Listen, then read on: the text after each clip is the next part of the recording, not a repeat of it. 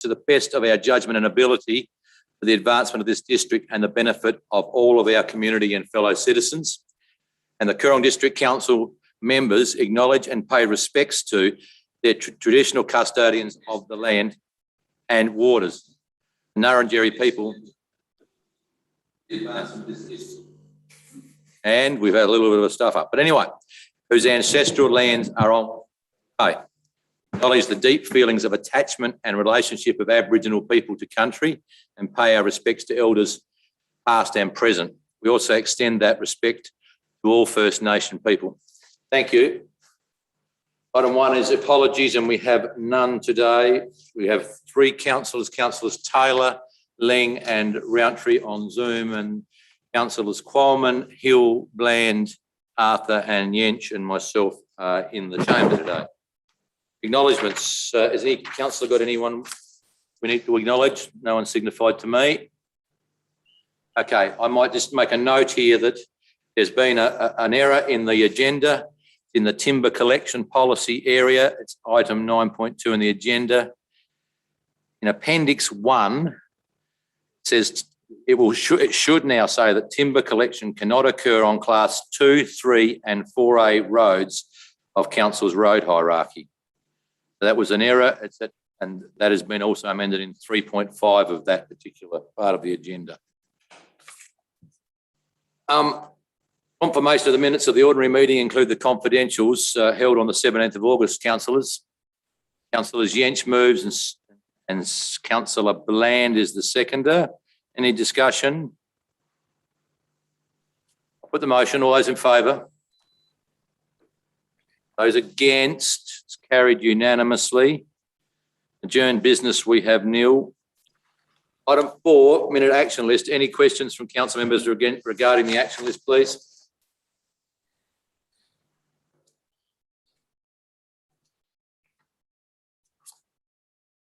Any?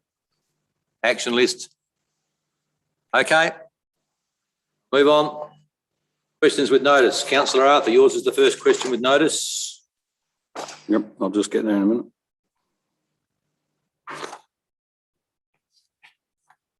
Yes, I'll just, the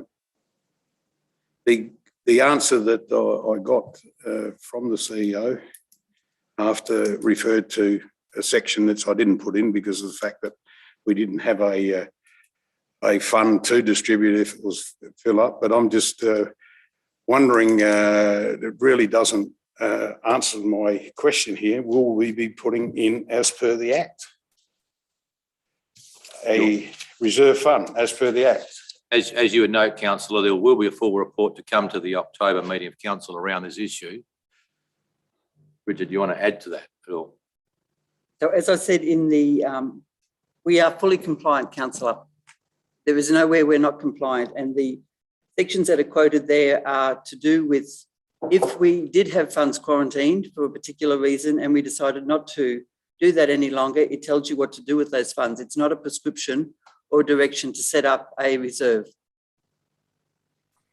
So, councillor, I think we just wait for the October report. We can address it further from there. Yeah, I just think should point this out to the ratepayers. It's come to my attention because a particular council has now taken their waste service charge out of their fixed charge, and they have taken it out. It's $200 a year. They've done it for the last 2 years and costed it, and their waste disposal is $200 a year. So that's what it's been taken out. Really they've taken off the fixed charge. They can establish a separate fixed rubbish collection. Yes, and they have also said that it's as per the they're saying local government acts. The council will be administered under the in accordance with the Local Government Acts 1999 and will be separated as a separate fixed waste charge. So, councillor, once again, I'd refer you to perhaps the full report will come to council in October, and perhaps we best deal with it then. That's all right. Right, councillor Qualman, Voltalic Road potholes. Some of them are a little bit bigger than potholes, but. Thank you, Mr. Mayor. First of all, I thank the Director of Roads and Infrastructure, Matt, for putting in the comprehensive answer. And I appreciate he did send an email back on the 6th of July to councillors. The reason I asked the question, Mr Mayor, members, is to get it out to the community what council's currently doing, and being most of us will be aware that we're still receiving complaints because the road is still deteriorating as we're going back to fix it all the time due to inclement weather. Now, just through the chair to the director, I just want some clarification on the last paragraph. Does that actually entail meaning total reconstruction of the affected area of Potholes Road, please? Thank you for your question. Through the Mayor, the total reconstruction of Voltalic Road in the sections that are deteriorating would be extremely expensive. Once we get the information from the pavement engineer, that will inform our construction methodology and the scope of work required to rectify the road, and it may well be a staged process, obviously depending on what the construction costs will be. If it's a staged process, then we'll have to continue to maintain it, but the maintenance activities will be undertaken in the dry months, which will enable us to do a better job and not have the issues we have with the current groundwater situation and the saturated pavement. So it's definitely a summer job, and we'll know a lot more once we get the information from the pavement designer. Thank you, Mr Mayor, and we'll look forward to that report. Very good. Thank you. Councillor Rountree, your first of two questions is around Canalpin toilets. The answer to your agreement? I just wanted to ask a question on the first one, or Councillor Coleman's question is what my hand was up for. I just wanted a bit further explanation what it was. It said something like deep seed moving of underlying subgrade and inadequate pavement structure. I just wanted some more information what that actually meant, and does it mean that the road was not built properly? When was it built? And assurances that I suppose if we get the next council's chosen qualified engineer, will we get it right the next time? So we're still on Voltalic Road, but then we are moving to your question, Councillor. Yeah, I just have my hand up for the Voltalic Road one. Thanks for the question, and through the Mayor, I don't want to go back on the past. The deep-seated movements to do with, I guess, the lake mud that the road is built on, that is saturated. It's not sound to bear the load of the road that is currently built on it. It's a combination of the movement deep down into the soil, as well as potentially some of the sections of pavement not being adequately thick or deep. So there's a whole combination of different issues with regards to how that road's potentially failing. The width and structure of the shoulders enabling the road to shift sideways on corners is also an issue.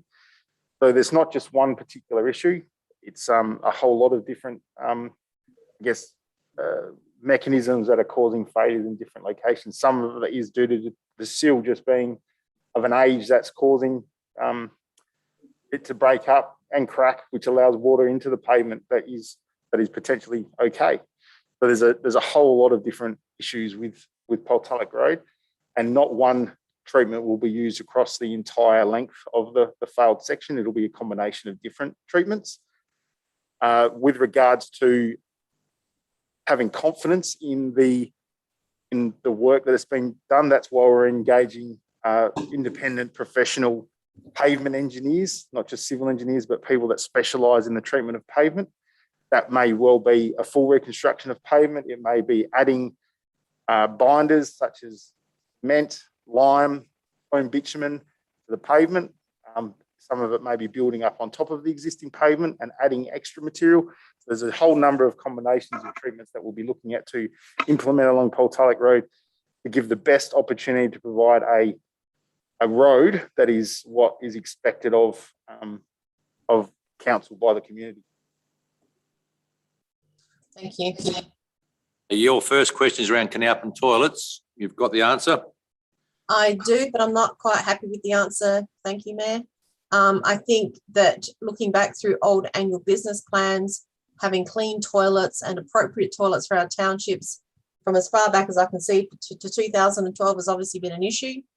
I wanted clarification on the comments around, and I'll try and find it here.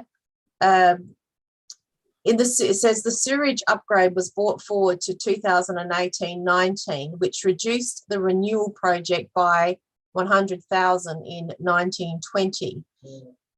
I don't believe we ever spent obviously the full 2009 that was allocated then to upgrade the toilets, or have I read that wrong? Is my first question.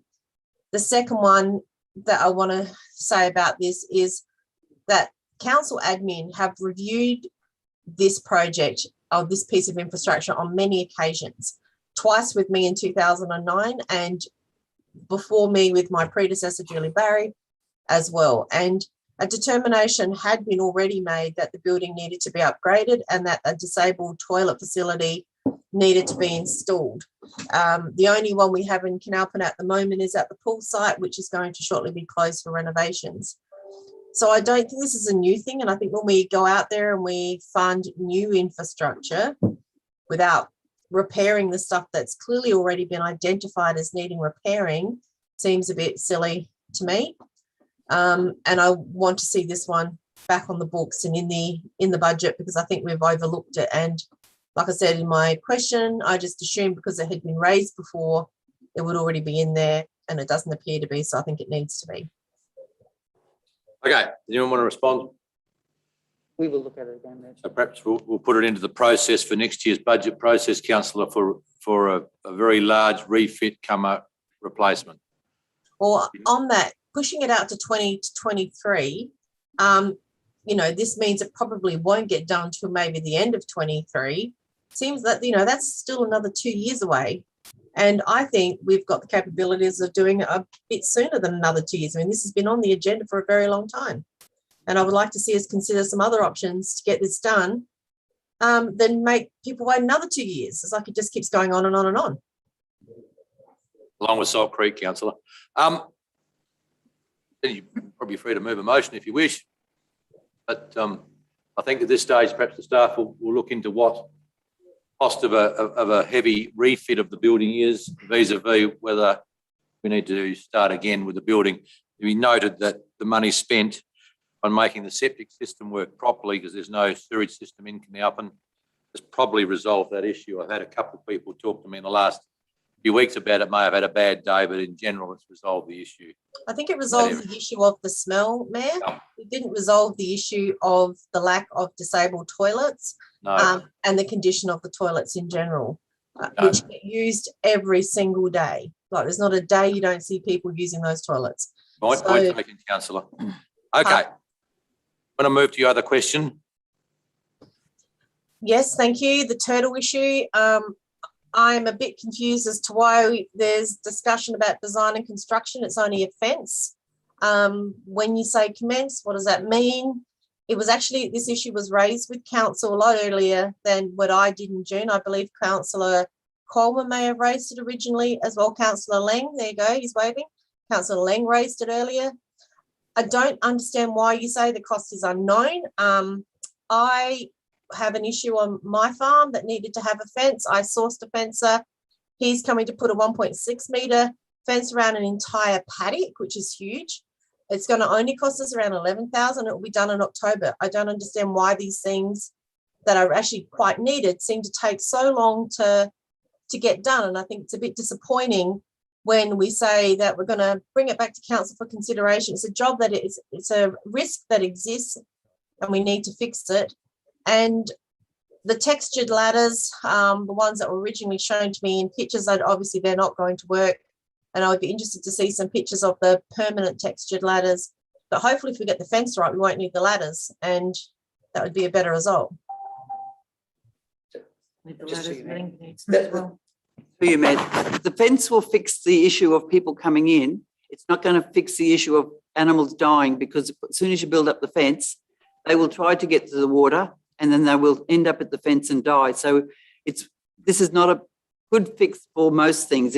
It will be a good fix to keep people who are trespassing on council land and swimming illegally into the ponds, but it's not going to be a great solution for the animals because the vermin-proof fence doesn't stop the turtles trying to get to the water. I understand that. So, Matt, do you want to give a comment on a time frame for pricing and quotation of this? Thank you, Mayor. Through you, the fence has been quoted, and it's a 1.8 metre high security fence, and it's a lot more than $11,000. The access egress ladders for turtles and humans, humans can use them also, are going to be installed tomorrow, actually, which is great. That's probably. You'll come back to council with the cost of a replacement fence. Yep. Present fence is not 1.8 metres high, is that correct? We can circulate. Present fence is standard rural type fence. Standard rural type fencing. And just for everyone, this is treated, this is not Class C effluent. Class C effluent. This is Class C effluent. So it is treated before it goes out there and is effectively a storage pond for Class C effluent. It's not traditional ponds as some people might remember them. In progress, councillor. May I have a question? Councillor Bland and Yench. Just a quick question, sorry, Yench. Quick question on that in relation to the ladders. Are they going in all of the ponds?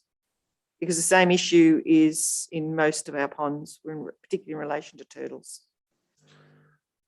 Through you, Mayor, at this stage, they're only going in at Carlin Bend so that we can see how they perform. If they're not performing, then that, they're not a cheap exercise, and it's something that we need to readdress if they're not working. Can I just make a comment that a citizen science project's been run, that there are some cheaper options of putting in some stuff around that we could try in the other ponds. Very interesting. So Yench. Thank you, Mr. Mayor. Question in relation to larger animals in the pond. Is there damage has been sustained to the liner? Do you know?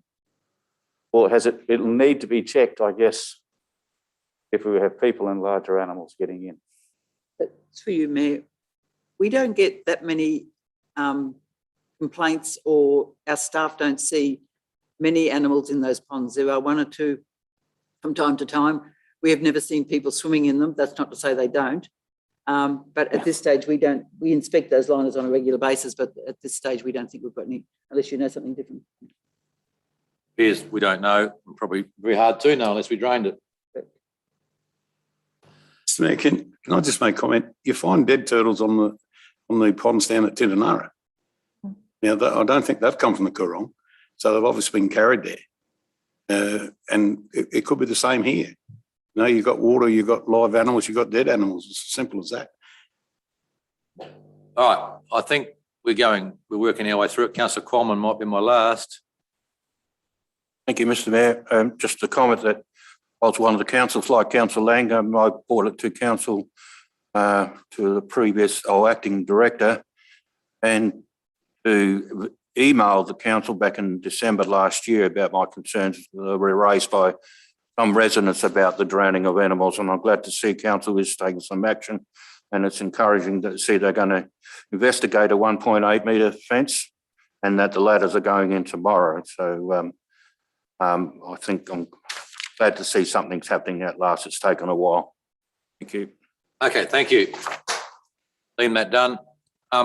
Last of the questions is Councillor Taylor's question around the Carlin Bend, opposite the food land or the post office, councillor. Perhaps, Matt, you just want to add anything to that, or?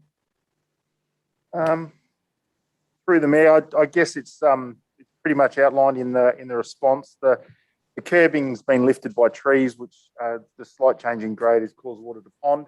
There's a couple of other little bits and pieces that we can do in and around that car park area to make it a little, I guess, more usable and just pissy it up a little bit, I guess you could say. So that's something that was part of this program for the 2021 year. Councillor Taylor, you moved on the screen. You happy with that? No, not really. The curbing is one issue, and yes, thank you for noting the curbing. However, the ponding of water is not just at where the curbing is. The ponding of water is in the middle as well, and it frequently happens during heavy rain events. To say that it's a minor inconvenience, I think that's of course debatable depending on who uses the car park. It was a minor inconvenience that resulted in well over $1 million being spent in Meningie because of the people who had to use the area when it was flooded. And the same is true of this car park. And it's about time really that we addressed it and did something more than replace the curbing and tissied it up a bit. We need to get rid of the water. Now, there must be a reason why it's ponding. And yes, I can see why a broken curb might result in water flowing into the car park from the damaged curb if it is designed so that the water flows down into the road. However, I don't think it's enough to just say, well, it floods every now and again, people get their feet wet. It is our main public area, and it is well patronized, that car park. It's well used, and we need to make our main street a desirable place to be, not somewhere where people drive in, look at all of the water and drive out again in the hope that they'll find a parking space further down the road. So no, I'm not happy with the answer or the solution. So Matt, yeah. Yep. I totally agree, Councillor Taylor. When I say replacing the curb, is replacing the curb. There's spoon drains that are lifted. There's small stormwater pipes that are going between the car park and some infrastructure within the street. The whole thing will be addressed as part of the replacement of the curb. It won't be just simply replacing the curb and allowing water to continue to pond. We'll be addressing all the issues. I apologise if I didn't provide enough information regarding that, but it's not just simply replacing the curb. Council officers and staff also use that car park, and we're very aware that the water, yes, is inconvenience, but it is something that we want to address not only within that car park, but the majority of the main street of Taylor Men. So it's more than just the curb line, councillor. I'm preparing to move on. Yeah. I'm going to start one I saw, which is Councillor Coleman, then I figure it was Councillor you, Jens, because I heard your voice, and Councillor Bland. No. I'm going to ask you something. I'm going to ask you to move your coat from behind. I've been wondering why I don't see your arm, and that's one of the reasons I've decided already today. I was just thinking I was cold and going to put on my shoulders. That's Well, I know, but we'll start with you, Councillor Coleman. It's been struggling with this for a while, seeing Councillor Bland's hand, if anyone knows. Thank you, Mr. Mayor. And thank you to Councillor Taylor for raising this. I totally concur and support what she's put in her question, because my concern is that we should do something about a ponding while we're pooling in the car park. While we only say it's only an inch deep, I don't want to get out an inch deep of water. I have that trouble in front of my driveway.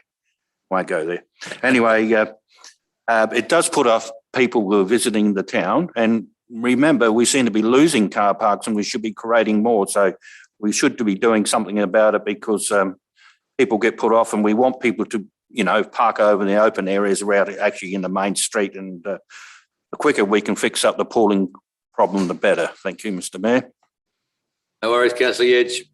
Thank you, Mr. Mayor. A request is that when we are looking at the issue in that precinct, could we please look at a cost-effective alternative to putting some seal where the skate ramps are, to make them more amenable for use. The current surface is very rough, and as children and or sub-adults, whatever, go down on this surface, it tends to be a bit aggressive. There may be an economic way of making it a bit smoother, particularly for that point.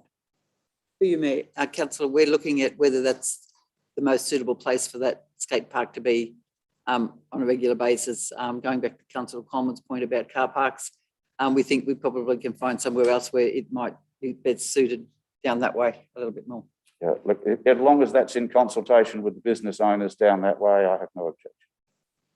Councillor Bland, were you going to add? All right. I just note, councillors, as you would have known, that we've been asked to give our top 10 priorities to those sort of projects at mid-level that we should be starting to get shovel ready and that area of where the skate ramp goes at Tailem Bend's one of them, whether that could be better elsewhere. Councillor Taylor, you've got nothing more to add? We're on to it. Okay, take that as a thumbs up. Okay, move on to item 5.2, questions without notice. Councillors. Councillor Qualman, we'll start with you. Thank you, Mr. Mayor. Through the chair to the Director of Roads and Infrastructure. How are we getting on with our professional tree lopper regarding coming to attend to the trees that are marked with the yellow dots, please? Thanks for your question. Through the Mayor, the contract has been awarded to a company, I won't say the name. They're currently working on rural roadside trees. They're working through a list of trees that have been identified through customer service requests as well as council staff.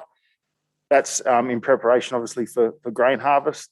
From there, they have other work where they're doing similar rural tree trimming for council. Will then come back to us to deliver the works that were identified in the arborist report in Tintinara, Meningie and Tailem Bend. The order of works will be based on risk. So the high risk trees will be delivered first, whether they be in Tintinara, Meningie or Tailem Bend. I'm not quite sure yet, but that's how we'll progress that work. Thank you. Questions without notice, councillors. Councillor Arthur. Through you, Mr. Mayor, to the Director of Infrastructure and Assets. Regarding High Street at Tintinara, the gutter and the footpath outside the hotel, which for 2 days in the last 2 months was dry on Thursday and Friday, and is now probably 12, 15 inches of permanent water, which everyone who goes into the hotel has to wade through. I believe you had done some investigation after I sent some photos through, which all the members would have seen, of the permanent water there. Could you give us an update on the report there, please? Thanks for your question. Through the Mayor, that work will be undertaken as part of the curb renewal program, which is similar to the works at the car park across the road from the council offices. So the curb will be replaced. I haven't spoken to the publican. I need to contact you about the contact number that you gave me previously, but the intent would be to remove the bottle brush trees that are in front of the hotel, which are causing the damage to the curb, and replace the curb in its entirety, regrade the road pavement to ensure water drains to the stormwater pits that are closer to the Dukes Highway. Thank you. The timing of that through is not yet confirmed, but it is on the program. We just hope someone doesn't drown, that's all. Questions without notice, Councillor Bland. Yes, Mr. Mayor, just in relation to the lakefront in Meningie, removal of stumps that have been some time to be removed, and then the slow replacement of trees, hopefully ready for next winter. Are we able to perhaps remove those and then work with community to replace those trees?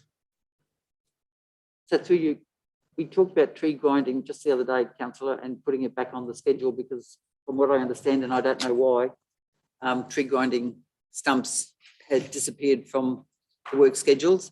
We're now putting it back on. So thank you. They've been sitting there for some time. We'd like to start replacing some shade trees. Thank you. Questions without notice, councillors. Councillor Ling.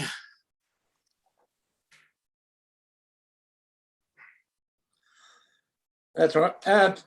On the issue of Lake Albert lakefront, through the Mayor, CEO, and our Director AI, can we ask on when the work is going to be done on the Meningie North Jetty Sailing Club beach area?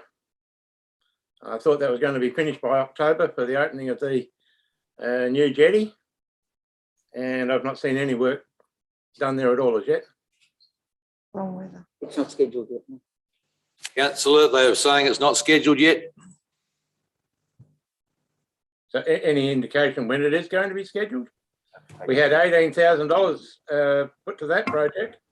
Take it on notice, councillor, because we just don't, I couldn't give you an answer. Thank you. Nearly running out of time, councillors. Councillor Arthur. Just to the CEO. Regarding the schedule of fees, I know I'm on about this, but we've got on our schedule, we've got e-waste / appliances. Now, e-waste, as we know, is free. Well, can you tell me what the appliances are, the medium item and large item? I will have to take that on notice, councillor.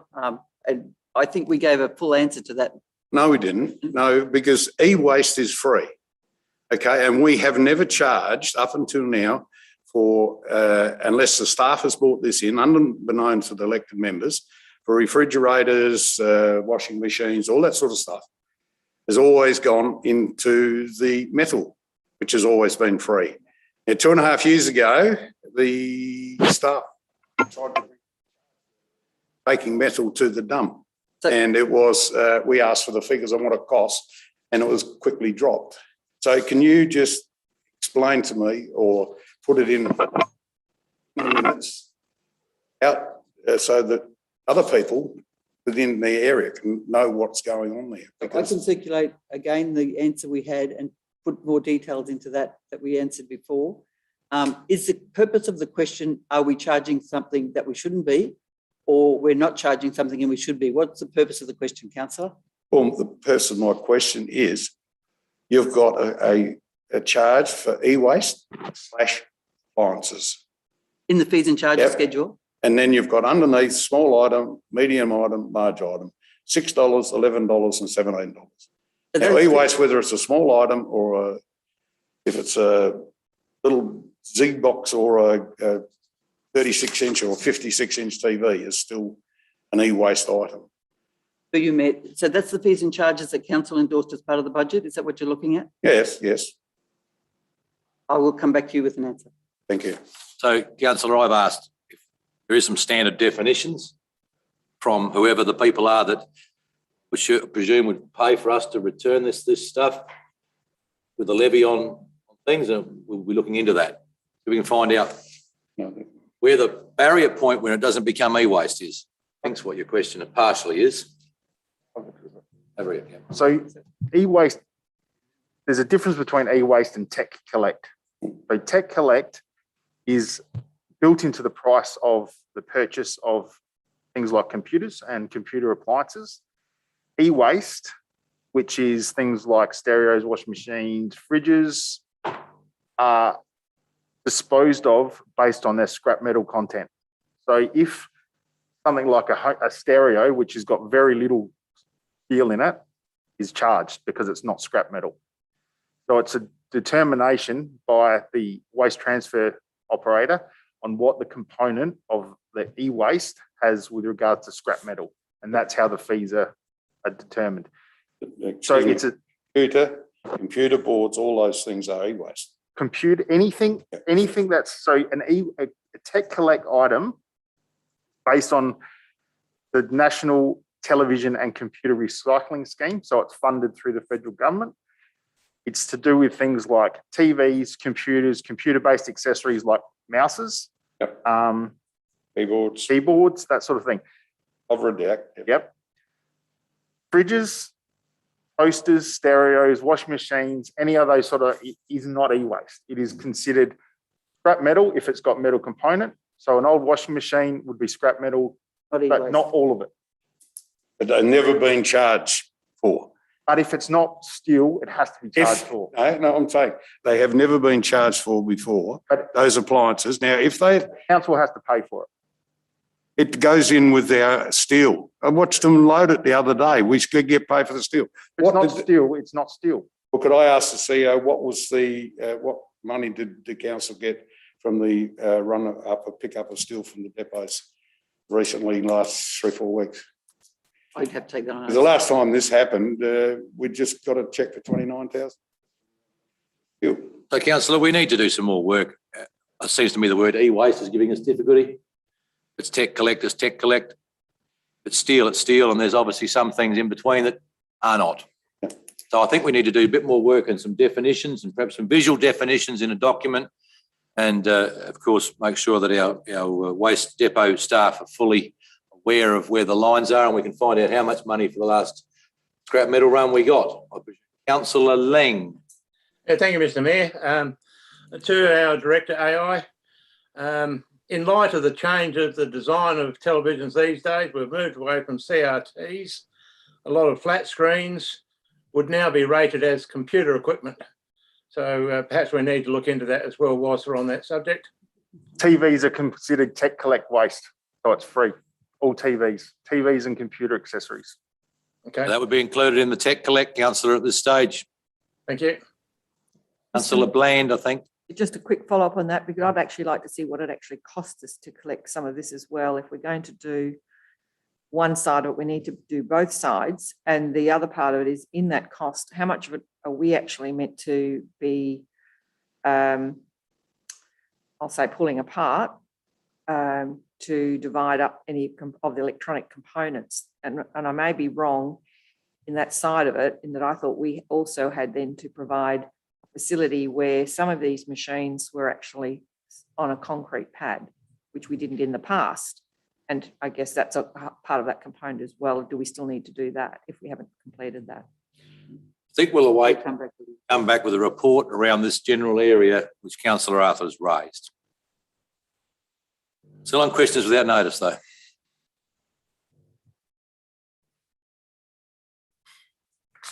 Okay, I'm deeming that done. Reports by members.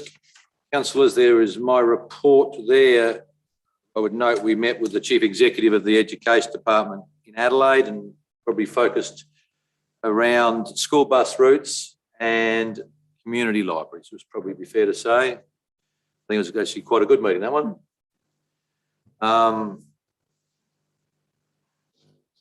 I attended the Canalpin Swimming Pools AGM.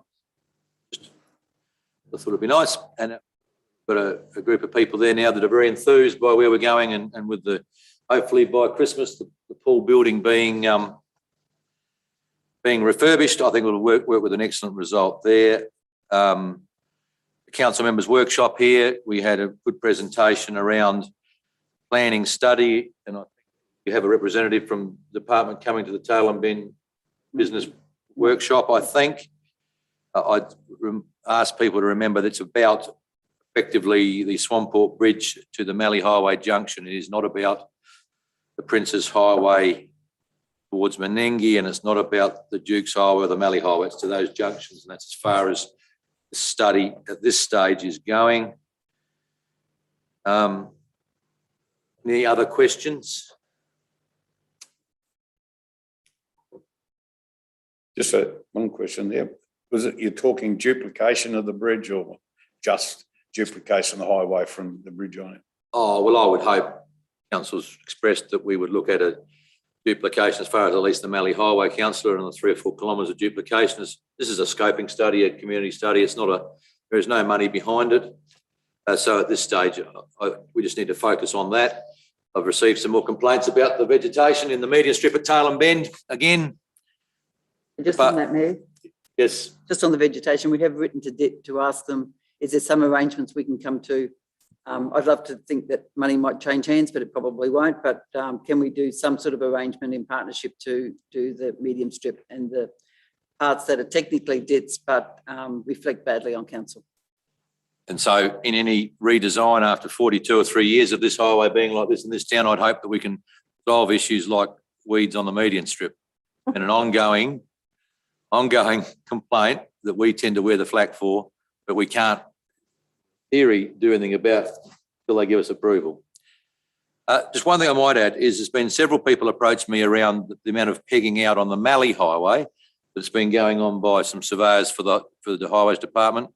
At this stage, that is a survey to determine what's required and what costs would be required to upgrade that road. There is no money in any budget to do anything, but it does help, as we know in this council, if we know what it will cost in terms of going forward for future funding. And I understand that's from Mallee Highway Junction near the Motorsport Park to the border of the other side of the Pinaroo. There's no other questions. We know councillors have got a report this month, it appears. I have no notices of motion. Do I have any motions without notice?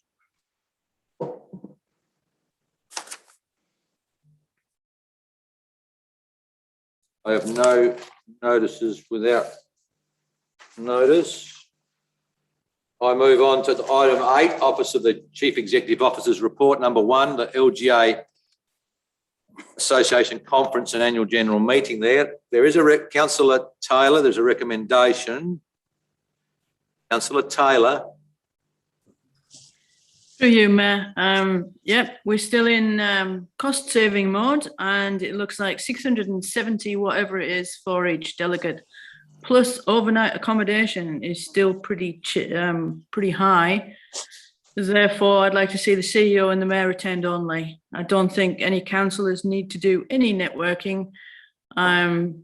It's more about we rely on our principal member and we rely on our CEO.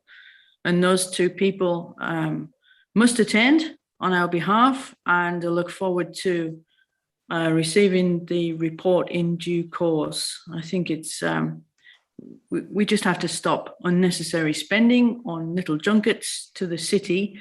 And whilst I know members would disagree with me, I still think we need to show a responsible service to our ratepayers and spend our money wisely. And considering $1,000 might not seem a lot, but $1,000 on something else is a lot. So $1,000 on a hall is important, or $1,000 on some signage, or $1,000 at Wardmore House, or whichever project is much more beneficial to the ratepayers than councillors attending. So I stick with the mayor must go and the CEO must go. Thank you. You're moving that way, Councillor. I take it you're moving that way. I'm moving that way. Yeah, thank you. I'll look for a seconder first. Councillor Roundtree is the seconder. Is that right, Councillor? You need to unmute. Yes, I'm the seconder. Thank you. Can I just stop a minute for a second? Ashley, we haven't received the program yet for this process.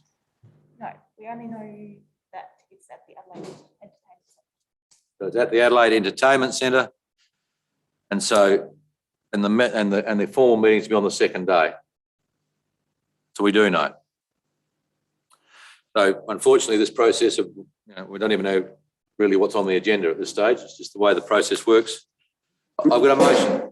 Mr Mayor, can I just certainly make one comment on this? Well, you can speak for or against the motion, yes? Well, I'm in agreements with the motion, but I believe the motion should have the attendance of the mayor and the CEO. Now, every other year and up until just recently, it has always been that these sort of things that go before the council and voted on who goes, whether it's the CEO for the local government roads show or all these. I've gone back, you go back through the minutes, and it's always the mayor, the CEO, and whoever else.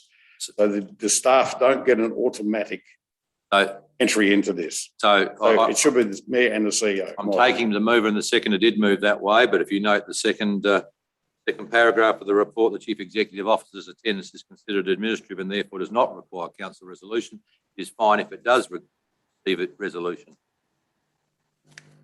Okay, so the last 10 years we've been doing it wrong. Well, two ways of doing things right sometimes. Okay, no, well, I'm asking the question. Well, the CEO would be expected to go to this sort of function, would be the way I'd read it. I'm open to anyone else in the debate. Councillor Bland. Throw mine in, Mr Mayor, because at this point in time, we actually haven't seen what is on the agenda, and there may be something that is appropriate for others who may wish to attend one day of the conference, which is appropriate to a special interest, e.g. from my perspective, I'm on the Murray-Mallee health side of it. If there was something appropriate in that area, then I might like to be considered at that point. At this point, that can't be addressed. Yeah. And there may be others with that interest that represent council in another way. If you're looking at the timing of it, Councillor, I think that opportunity arose where we could discuss it at the next meeting. Thank you. Because we're just getting in early at this stage. Anyone else in this debate?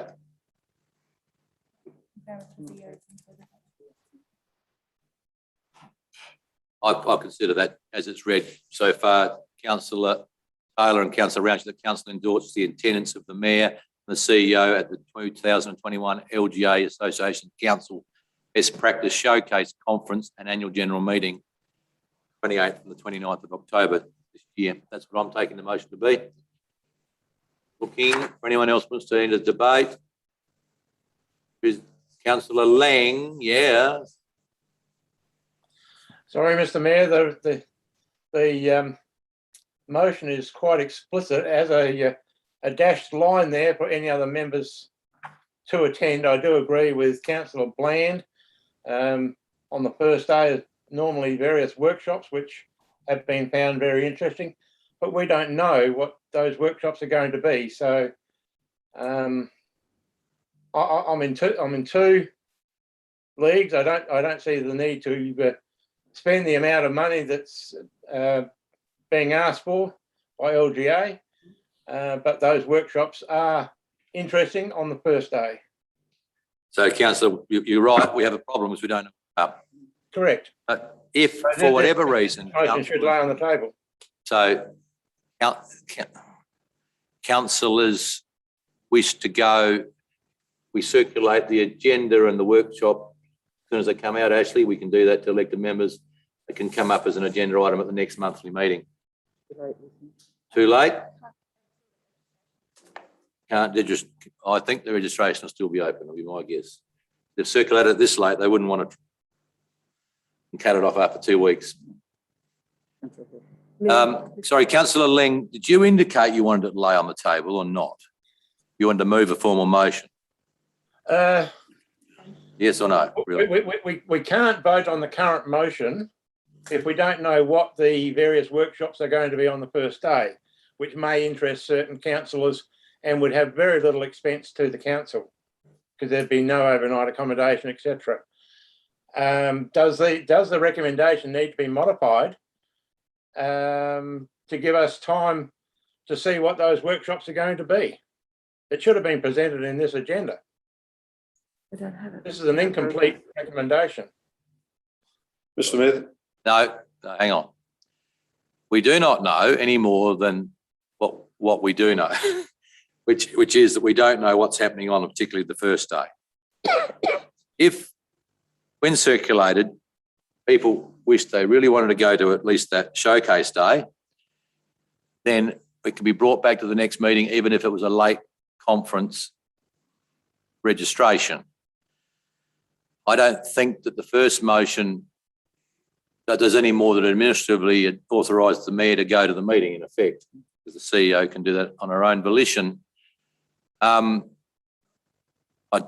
can see what you're saying, Councillor Lang, but I think if you wish to do something, it would be via a second motion in a minute or via the next meeting's motion when we know more. I've got Councillor Hill. As Councillor Bland said, if there's a good reason for someone to go, I hardly call them a junket. There are some very good workshops and things that we need to attend as councillors to educate ourselves about how things run. There are a morning half-day pass, an afternoon half-day pass, or a full day. So that could be an option if someone has a particular interest in a particular workshop or a session, that perhaps they could avail themselves of a partial day. Can you help me with the cost of that, Councillor? $220 for a half-day pass for either morning or afternoon, and $418 for 1 day pass. But that also removes the need for an overnight accommodation. Yeah, certainly. The Friday is the formal part of the process, which may well be restricted from COVID point of view. I'd imagine the last 2 have been in that effect. Only perhaps maximum of 2 people per council, the voting delegate and 1 other, usually the CEO, has been able to attend. Councillor Yench. Thank you, Mr. Mayor. Look, I have no issue with the motion as it stands. I believe Councillor Hill has nailed it. Councillor Bland, in reference to if something of interest is of value, this council and councillors, networking is important, not a junket, it's education. But I do believe under the current health climate, it is appropriate for yourself and CEO to at least be acknowledged as going, and we see where the trail takes us. Thank you. Thank you. Councillor Roundtree, you seconded it. I don't think you spoke to it, so I'm going to let you speak. Thank you. this council isn't flush with funds, and whilst it might be nice to get a bit more education on something, there's plenty of ways to educate yourself online with all sorts of resources. I just don't believe in this when we're in the position we're in and we're not flush with funds, that we ought to be spending more money on going to anything until we get our budget sorted and we're making some money and all of the issues that we want dealt with are dealt with. When we're just about to embark on a big fence, we're just about to embark on turtle ladders and toilets and all these other things that this community needs, I think the ratepayers would rather see their money spent on those issues than funding us to go and get a little bit more education on stuff we ought to be doing ourselves anyway. So I just don't see the value in it. I mean, I've been to numerous conferences. I've even been to this one. I just don't think we ought to be spending the money at this point. Okay, Councillor Taylor, I'm going to allow you to close. Closed. Okay, so let's just move Councillor Taylor, seconded Councillor Andrews, that Council endorse the attendance of the Mayor and the Chief Executive Officer at the 2021 Local Government Association Council Best Practice Showcase Conference and Annual General Meeting on the 28th and the 29th of October. Put that motion. All those in favour? Those against? That's carried unanimously. I'm going to move on. If something arises, as Councillor Hill has identified, I believe we can deal with it at the next meeting if required. Number 2, Coorong Partnership Council Representative, Councillor Rountree. You moving that way? Yes, I am. Sorry, I am moving that way. Right, so there is 2 motions required here. Are you moving recommendation 1? And 2, if possible. No, you'll move one at a time, please. Okay, then I will move 1. Item 1, and item, Councillor Taylor. Is seconding it. Is this the seconder? Either you wish to speak to this? No, I think it was well laid out in the explanation and it makes sense. So I see that there's value in both those recommendations. Okay, so I'm on recommendation 1 that council revoke motion 303/19. Councillor Blando.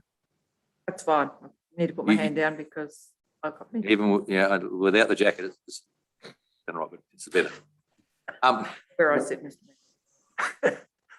It's all right. Mr. Mayor, could I just ask one question? Certainly. A bit of a clarification here. Mm-hmm. Other councils are represented are what, Alexandrina, Correct. Murray Bridge? No. No? Okay. I can get it up and I can tell you exactly. And their CEOs are on this committee? Yes. Of the Mayor of Alexandrina. Mayor. And also the Mayor, we believe, of Alexandrina. So they're both on there. I don't That know. is a representation. I don't know. We'll just find out for you, perhaps. Through you, Mayor. The Honourable Dean Brown is the chair. Mayor Keith Parks from Alexandrina. Mr. Clyde Rigney from the Narrandjeri Aboriginal Corporation. Robin Campbell from the First Nations of the Southeast. Jeff Galash, community member. Paul Harvey, community member. Glen Hill, community member. Joel Hirsch, community member.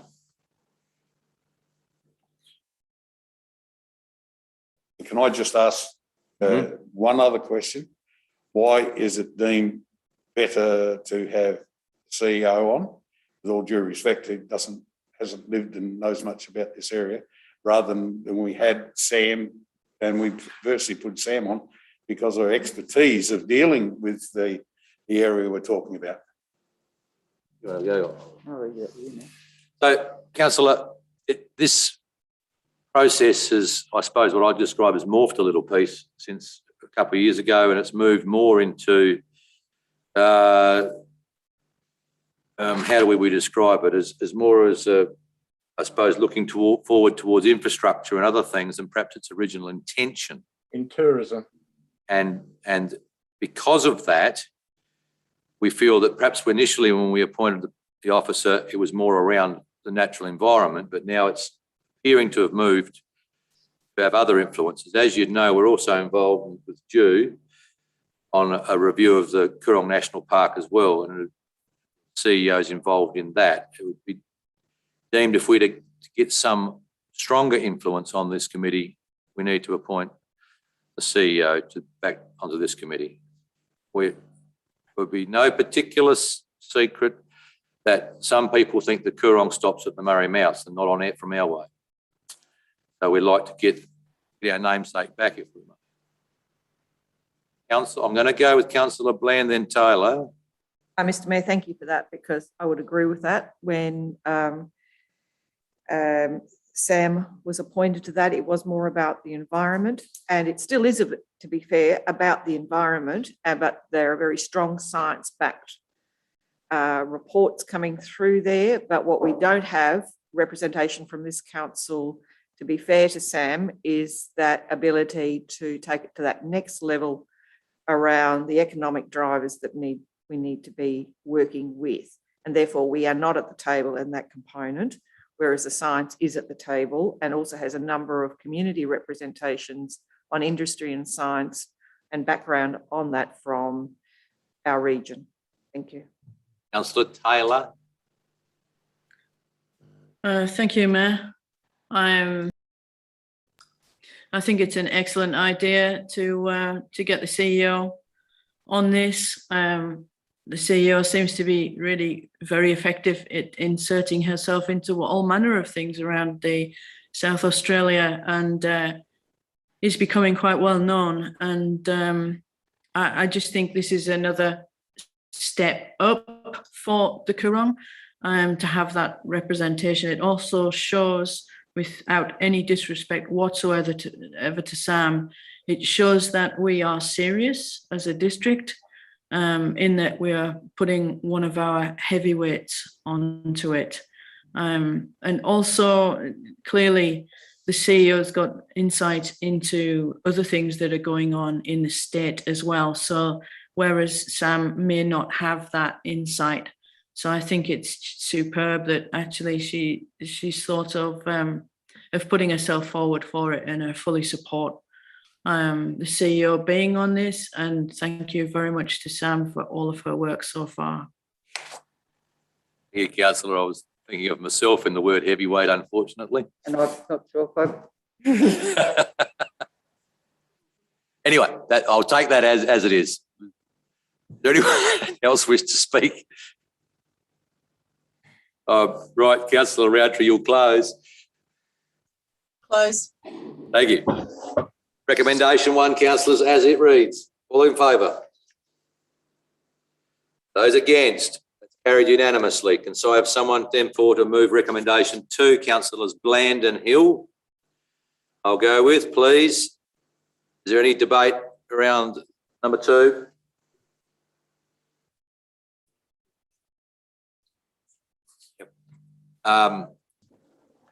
We will be thanking Sam very much for what she's done, and she'll go on doing in this space, I might add. There is no further debate. Close. Councillor Bland. Yep, closed it very quickly.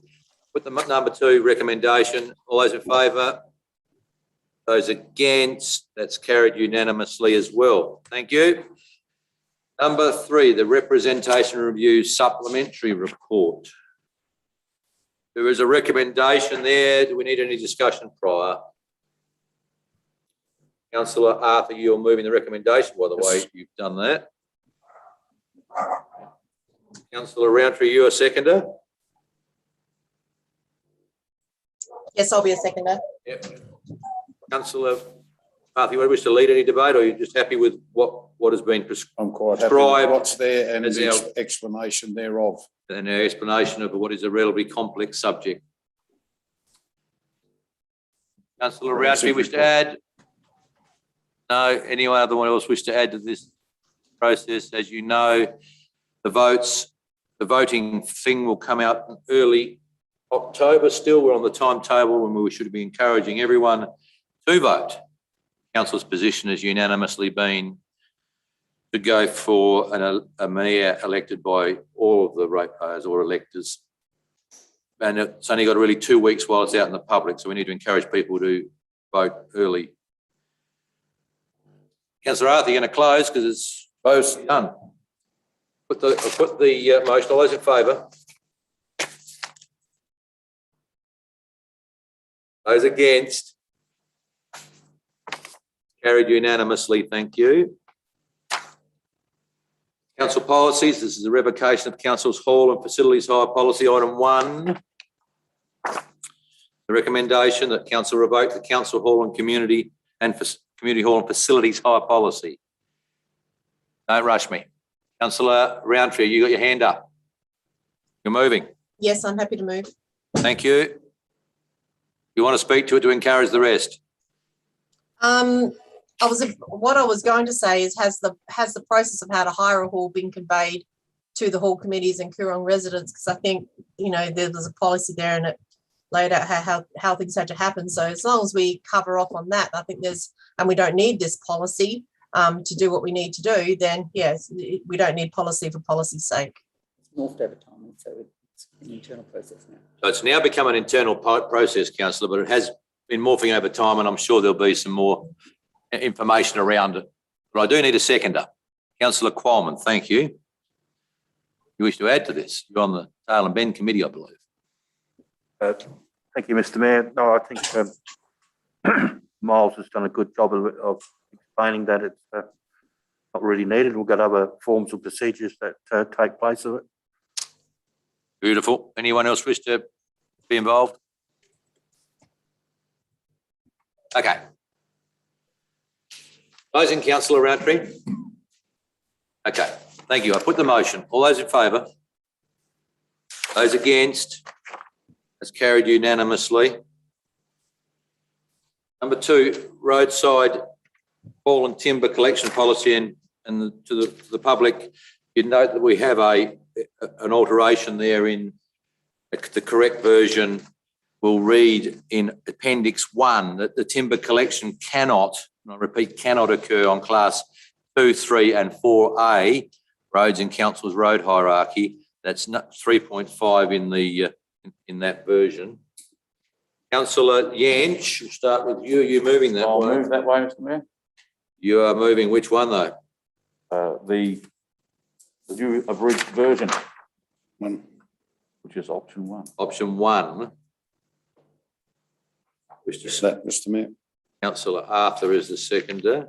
Councillor Yench, you want to speak to it? No, I think it's very well put together. Okay, thank you. I just asked one question, You can Mr. ask a Mayor. question, Councillor, as the seconder, yes? Because we got this late, and ratifications, Class 2, 3 and 4 roads are Most of them. highways, dip tie roads mainly. Yeah, so 3 and 4, and they're listed in that late email, Councillor. Yeah. So it's our principal roads, and I don't really want to read the 27 roads, whatever is there. There's quite a lot. But that's that will exclude the busiest roads in the thing. Councillor Roundtree, though. Yeah, I have a question around the insertion of the needing people to have public liability insurance for $10 million. I see that's been added in. One of the reasons people go and collect firewood off the side of the road is generally because they can't afford perhaps to buy it. And that's just a generalization. It might not be the only reason people do it. They might just want to clean up the side of the road for fire reasons, which is also a good reason to do it.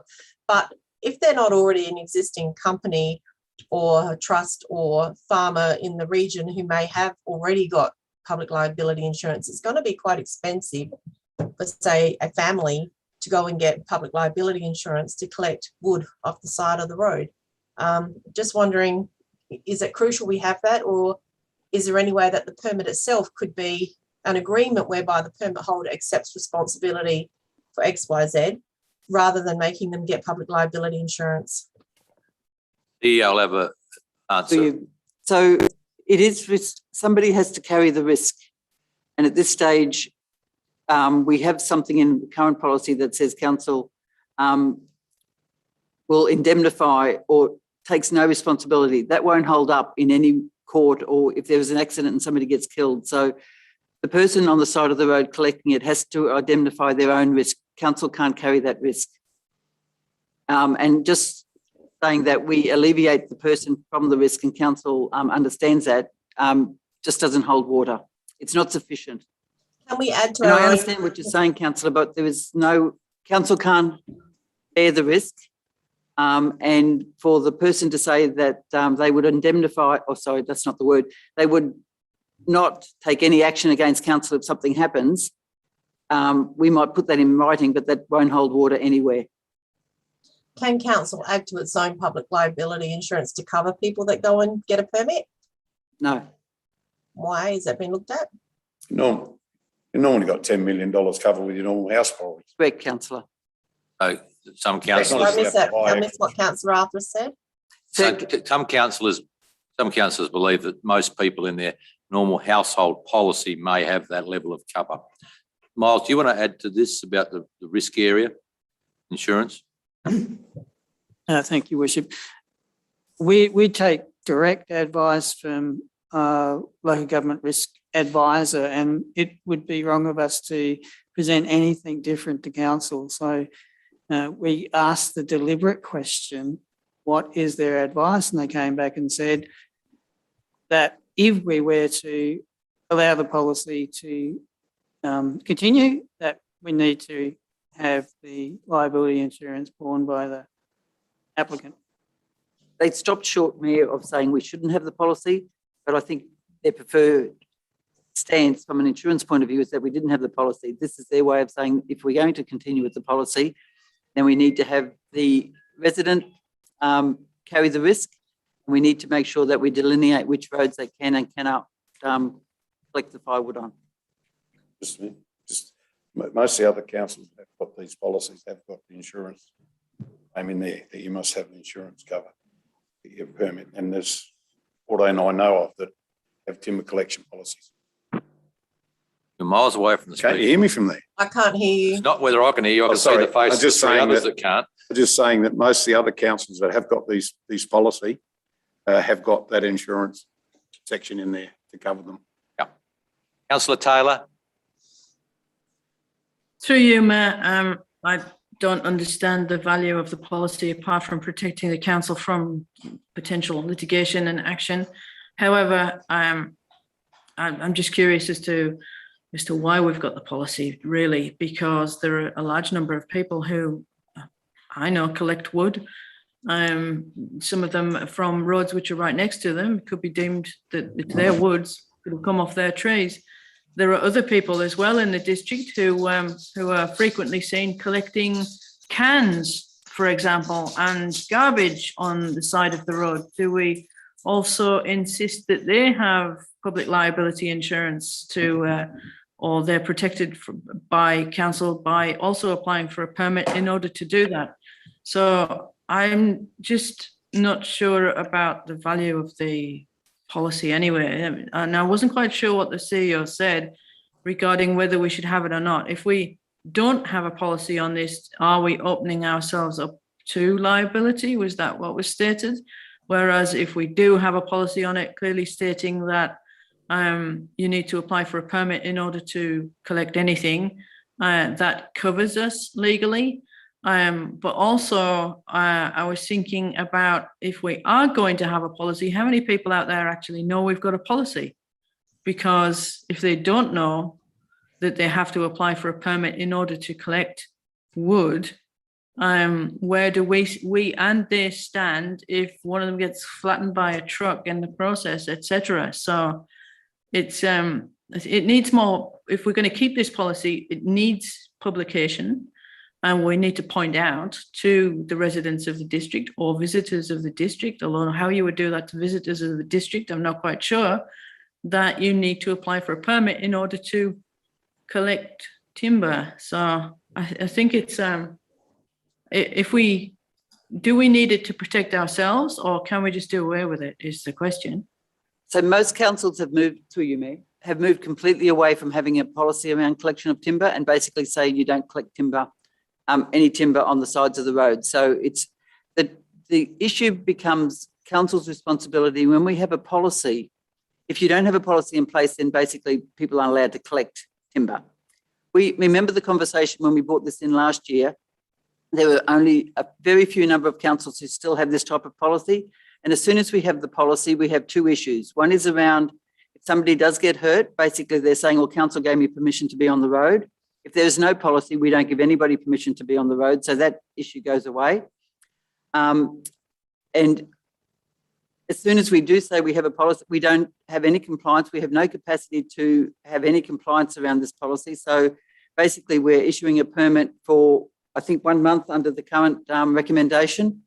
But there's no compliance activity on our part because we don't have the resources to do that. So having a policy may, and this is from an administrative point of view, seem like a good idea, but it creates a whole lot of issues that most councils have moved away from. If I was to Further to that, Mayor. yeah, go on. Further to that, Mayor, then I'm not going to vote for it because I'd rather we just did away with it. And the more policies we can actually do away with, which reduces the burden on both the staff and sort of liability on insurance, the better, as far as I'm concerned. So I wouldn't be voting for this one. I want to see this one go away. Okay. You spoke against this one.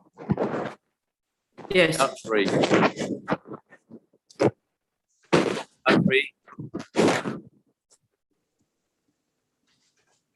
Can you hear us, Councillor Roundtree?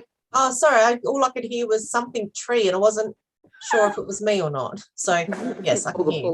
I agree with what Councillor Taylor is saying. I mean, from what you've just said, from the question that Councillor Taylor just asked, it would seem it would be more sensible to do away with the policy altogether than have it. So can we, I don't know, is this an amendment or is this a new motion to get rid of the policy altogether? Because I'm happy to move that way, that we look at removing this policy altogether.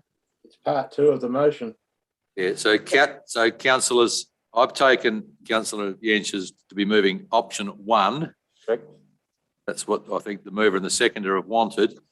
If that motion was to fail, then I think option 2 would be available for councillors to vote on. If it's not, I would take it that option 1 is the position for Correct. the time being. Okay. Councillor Land. Mr. Mayor, I think when we read point 3, there's a couple of questions in there that I would like to perhaps find out how we would address, and that is about fire safety, the removal of hollow trees, and how would that information then go out to the public to ensure that they're not out there chainsawing on a fire day, and how would we address some of those issues? While it might seem like common sense, both the habitat and the removal in relation to fire at that time, we would need to ensure that we address it in some way. We may address it somewhere else that I've forgotten, but I think in the point 3, there's a number of sections in there that I would like to, if we do go down that track, how do we come back at that? Which goes back to you, Meg, through the, it goes back to the earlier comment that we don't have any compliance around this particular thing. So if people get a permit or even, and then start to pick up inappropriate logs or create fire hazards, the only way we would actually know that is if we had a complaint from a resident, because there was no actual active compliance around this particular thing. So our ability to monitor if people are inappropriately picking up timber that they shouldn't be or creating fire hazards remains. And to be honest, Mayor, through you, we wouldn't have enough resources even if we wanted to have an active compliance regime. Just think what I'd like to see that noted somehow, that still leaves, there is a risk element, particularly on fire. With anything we do, Councillor, there's a risk. Councillor Coleman. Thank you, Mr. Mayor. And fellow councillors have actually stole my thunder, but if I have concerns, and the CEO has pointed out that we don't have enough resources to someone to watch over that everybody's doing the right thing. Like we've got native vegetation risk of it being damaged, we've got native habitat, hollow logs, so forth. We've got fire ban days and roadside risks. I think the CEO makes an excellent point of saying no policy, no risk. But so I'll be going with option 2. Thank you. Okay, there we go. Who hasn't spoken, who wishes to? I just like to I'll remember. go with the second at first, the mover I think we'll be closing. I just like to remind the members what that was brought in. It was brought in for the rural community to be able to clean up the sides of the road as bushfire prevention. Some of the things you're talking about, if you're cutting firewood on a fire ban day and you start a fire, you are liable. You are not allowed to do certain things on a fire ban day, as the Mayor would be able to point out to you as a leading member of the CFS. but it doesn't stop fire starting with someone using an angle grinder or something like that. This has been, I think Murray Bridge Council are now looking at it because they've had the trouble of you can't clean up the side of the road unless you've got permission. And that's what gave us permission. I know 14 councils have got, even York Peninsula, Ruka, down there, they've got their policy to do the side of the road.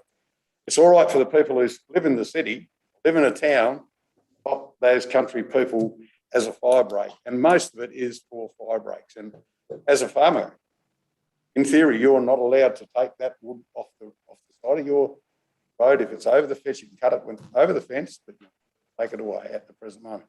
This gives you the opportunity to cut that up and take it away or get someone else. That's what happens. That's all I like to say. Beautiful. No one else is wishing to speak. Councillor Jentsch will be winding up the debate. Go. Thank you, Mr. Mayor. I concur with my councillor here who has seconded the motion. This was brought in to assist ratepayers, not hinder. In the past, council has received historically a lot of flack for not allowing people to do this. And when people were caught removing timber from the road, they were able to be fined. So it made things very difficult for some. As a consequence, it does alleviate the fire risk. It also assists farmers with site access who clean areas up and have to remove the wood and etc. away. So any farmer, I believe then, if this is not allowed, at the wrong time of the year, if they are cleaning up trees to improve site access and they take the wood home for their fire, they will be in trouble. So I am still in favour of this policy. Yes, it is difficult to police, but with generally people do the right thing. And it is about allowing those who do the right thing to do it within the letter of the law and not be prosecuted for removing timber from the road. Common sense applies. Thank you, Mr. Mayor. Thank you. So, councillors, you will be voting on option 1 in the agenda, and once again, I'd reinforce that we have had that correction further into the policy around which roads it applies not to. I'm going to put the motion. All those in favour?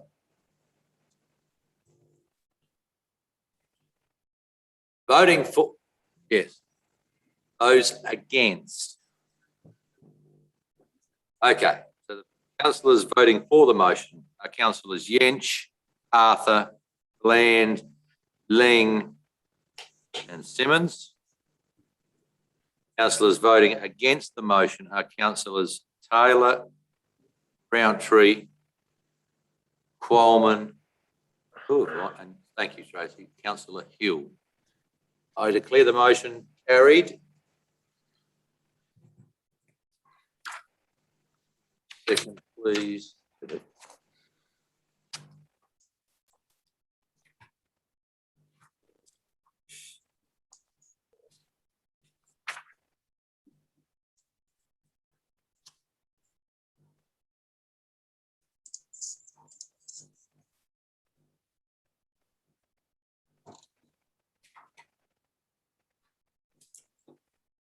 Okay. Number 10 in the agenda, section 41 committees and section 43 subsidiaries. Someone move that we receive those minutes of the Knappen Community Hall Committee, please. Councillor Roundtree. Councillor Taylor. Any discussion around that at all? No. Thank you. I will therefore put the motion. All those in favour? Against? That's carried unanimously. Murraylands and Riverland Local Government Association minutes of the meeting held on the 13th of August at Corona from memory. There's a recommendation there, councillors Hill and Bland. Any discussion around the report there? You'll note that Mayor Burgess has stepped down from his long period of representing us at all levels in LGA things, and Mayor of Corinda East Murray, Carolyn Phillips, is now the deputy, her second delegate, deputy president. Any further discussion? I'll put the motion. All those in favour? Those against? Carried unanimously. Thank you. Item 11, corporate and community land management, the cemeteries and surrounds. Someone want to move that for public consultation, please? Councillors Quammen and Bland. Does anyone want to explain the process and where we go from here quickly, please? Miles, if you could, please. Oh, Your Worship, I mean, essentially this is to put them CLP out for public consultation and as a statutory process, and subject to the outcomes of that, come back to council with the report and finalise them. So it'll be out for public consultation for how long? I did read it. Standard process Standard is process. 21 days. Okay. Interesting that I'm trying to work out if land is held in trust to be used as a cemetery, it's always to be used as a cemetery, even though it's Crown land. Is that the way I read that? Correct. In some cases, councillors, we have land that has a reserve surrounding it, which can be a little bit different. Councillor Yench. Thank you, Mr. Mayor. I have a question, if I may. Yeah. The Indigenous cemeteries that we have, I'm not indicating those that we're not privy to, but there are two significant ones, Browcon and Brinkley. Are they going to be mentioned within this in any way and captured? Very good question. Your Worship, I would expect only if they're under council's care and control from a legal perspective. So that would be the answer to that question. Through you, Mr. Mayor, I accept that we're doing it based on care and control, but I do believe we need to at least note them as being there. As also, I presume we now allow odd funerals on properties. Whilst they are on private land, they are not under care and control of council, but I believe they are GPS'd.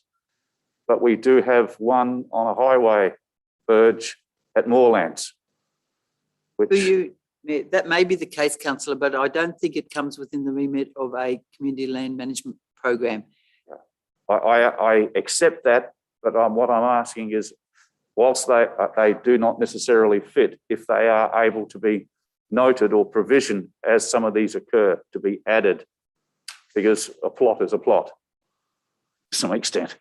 To you, Mayor, that was one of the discussions we had, particularly with burials on private land.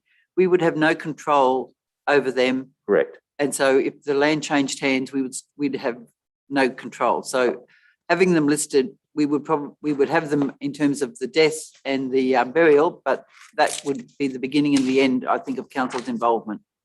I just understood through you, Mr. Mayor, that these were to be GPS'd and that a register was going to be kept for them, even though they aren't ours, purely from a historic and also a nuisance point of view, because if we didn't keep some sort of handle on it at the beginning, this could be something that comes back and bites future councils. So, correct, through you, Mayor, but keeping the records of a private burial on private land is one issue from a historical perspective. It doesn't come into the community land management remit. Fair enough. Thank you.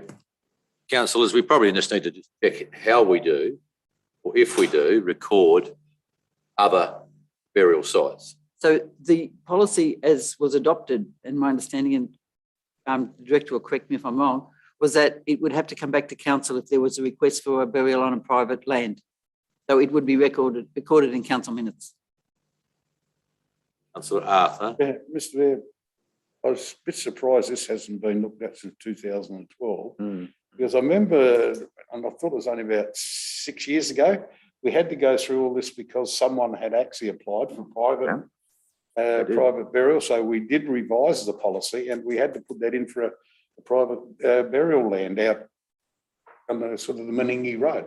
So do we record these or don't we record them, and are they supposed to be part of our policy? If it's land management for a burial plot. Yeah. So this is around cemeteries and their surrounds. This is not around other burial grounds. Now, I take on board what you're saying, and I think we need to check out how we do manage, record potentially those sites. And I take on board Councillor Yench's discussion around the grave at Moorlands. There were some questions when it was sort of the pegs for a highway fix-up, as I mentioned earlier, might have gone through that. It appears it won't. So We can answer those questions out of session. out of session, councillor, because I think this is around the cemeteries we do own or have care and control of at this stage. Councillor, hang on, Leng, yes. Thank you, Mr. Mayor. I think we've hedged around that. In fact, there are a number of historic grave sites, not necessarily cemeteries, throughout our district. I'm not too sure, but I would think there would be several grave sites down at Salt Creek and also McGrath Flat, the old Timber Shanty shack, and other areas. So is it worth our while to actually be hunting down where these historical grave sites are and putting them under this management plan? Not everyone was buried in a in one of our common cemeteries. So, councillor, is it worth our while hunting down? It'd be interesting to be recorded where those sites potentially are for other reasons, but I'll come back to. Well, locals, if you ask the locals, Yeah, it comes back to speaking to the community. Yeah, the community will know where they are. Yeah, so we'll get that information out of session of how we record or deal with things that are not in our responsibility as a cemetery. Come back to the motion and the report and the policy around the cemeteries we actually know are fixed and we deal with. Anyone else? Okay. Councillor Qualman, I think you're the mover of this. You want to close debate? Thank you, Mr. Mayor. Yeah, since 2012, the last review was done, I think it's about time, and I totally agree with the report. I'll close the debate. Thank you. I put the motion and it is as it reads, councillors. All those in favour? Those against? Carried unanimously.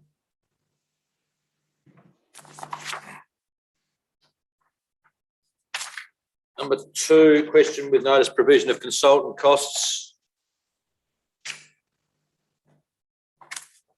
Information there, the recommendation that council receive and note that report. Councillor Bland, you're moving that way. Thank you. Is there a seconder? Yes. Councillor Yench. Any discussion around that report? I'd just like to make one, Mr. Mayor, just that it's very surprising the cost for finance with 18, 19, 19, 20. We virtually had a extra Kareen here virtually full time, and I thought they would have cost a lot more than we have for 2021. But anyway, that's the cost. That's the costs. Yes, and perhaps sometimes whether it's a staff member or a consultant is a fine line, I think, councillor, or a contractor. Come back to what we discussed earlier, how we categorise things in a very standardised form. I think there's a bit of an explanation alongside of each of them, where and what, why and how. Any further debate? Being so, we're closing, councillor. Very good, thank you. I'll put the motion. All those in favour? Those against? It's carried unanimously, thank you. And the third one is item number 3, and this is question with notice around the LGA Workers' Compensation Scheme rebates. Recommendation there, councillors. Someone move that way, please. Councillor Leng. Councillor, was there a second there? Councillor Arthur, thank you. Any discussion? You've see that through Councillor Roundtree, that through continual improvement, I think, in risk management, over time, we're reducing cost. The way I read that. It's scheme-wide. So the reduction in costs generally reflect an improvement in the scheme, across the scheme, not just in the Coorong Council. So this is one of those schemes where everybody does well, if you know what I mean. Some of our rebates be attached to the fact we do well. If we don't do well, we probably won't get a rebate. Councillor Roundtree. So just following on from what you said, Mayor, with if we do well, we get a rebate. And if we don't do as well, we don't get much of a rebate.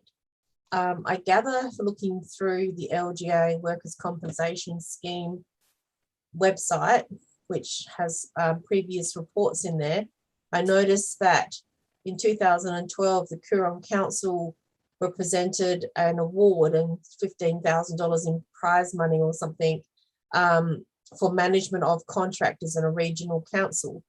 And I suppose that's a good example of us doing really well. And I know from talking to other people that council did receive some quite nice rebates for the work that they were doing. I also read in one of the documents that there's a long-standing average member rebate of 38%.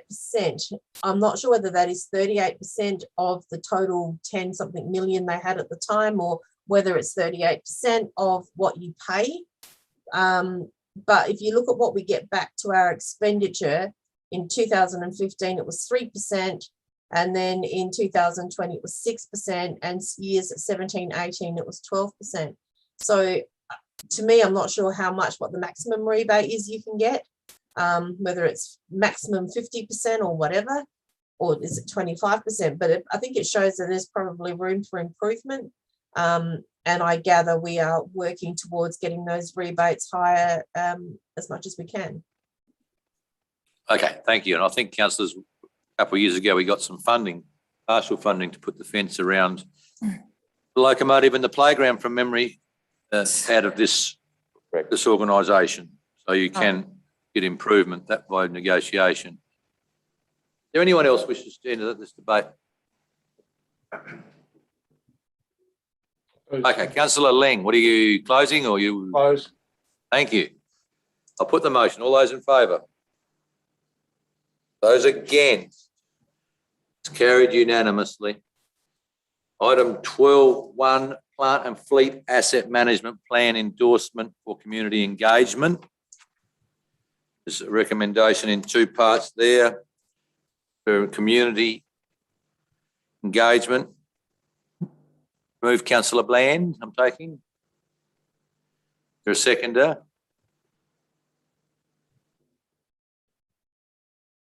Councillor Leng, thank you.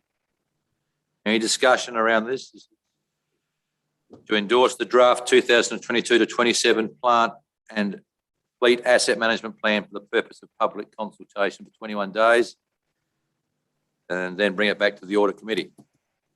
Councillor Qualman. Thank you, Mr. Mayor. Here's the end of the report and the conclusion in the first paragraph. It says council will need to allocate an average of $925,000 over a 5-year period, 22 to 23 to 26, 27. Is that per year? Sorry, do I read that?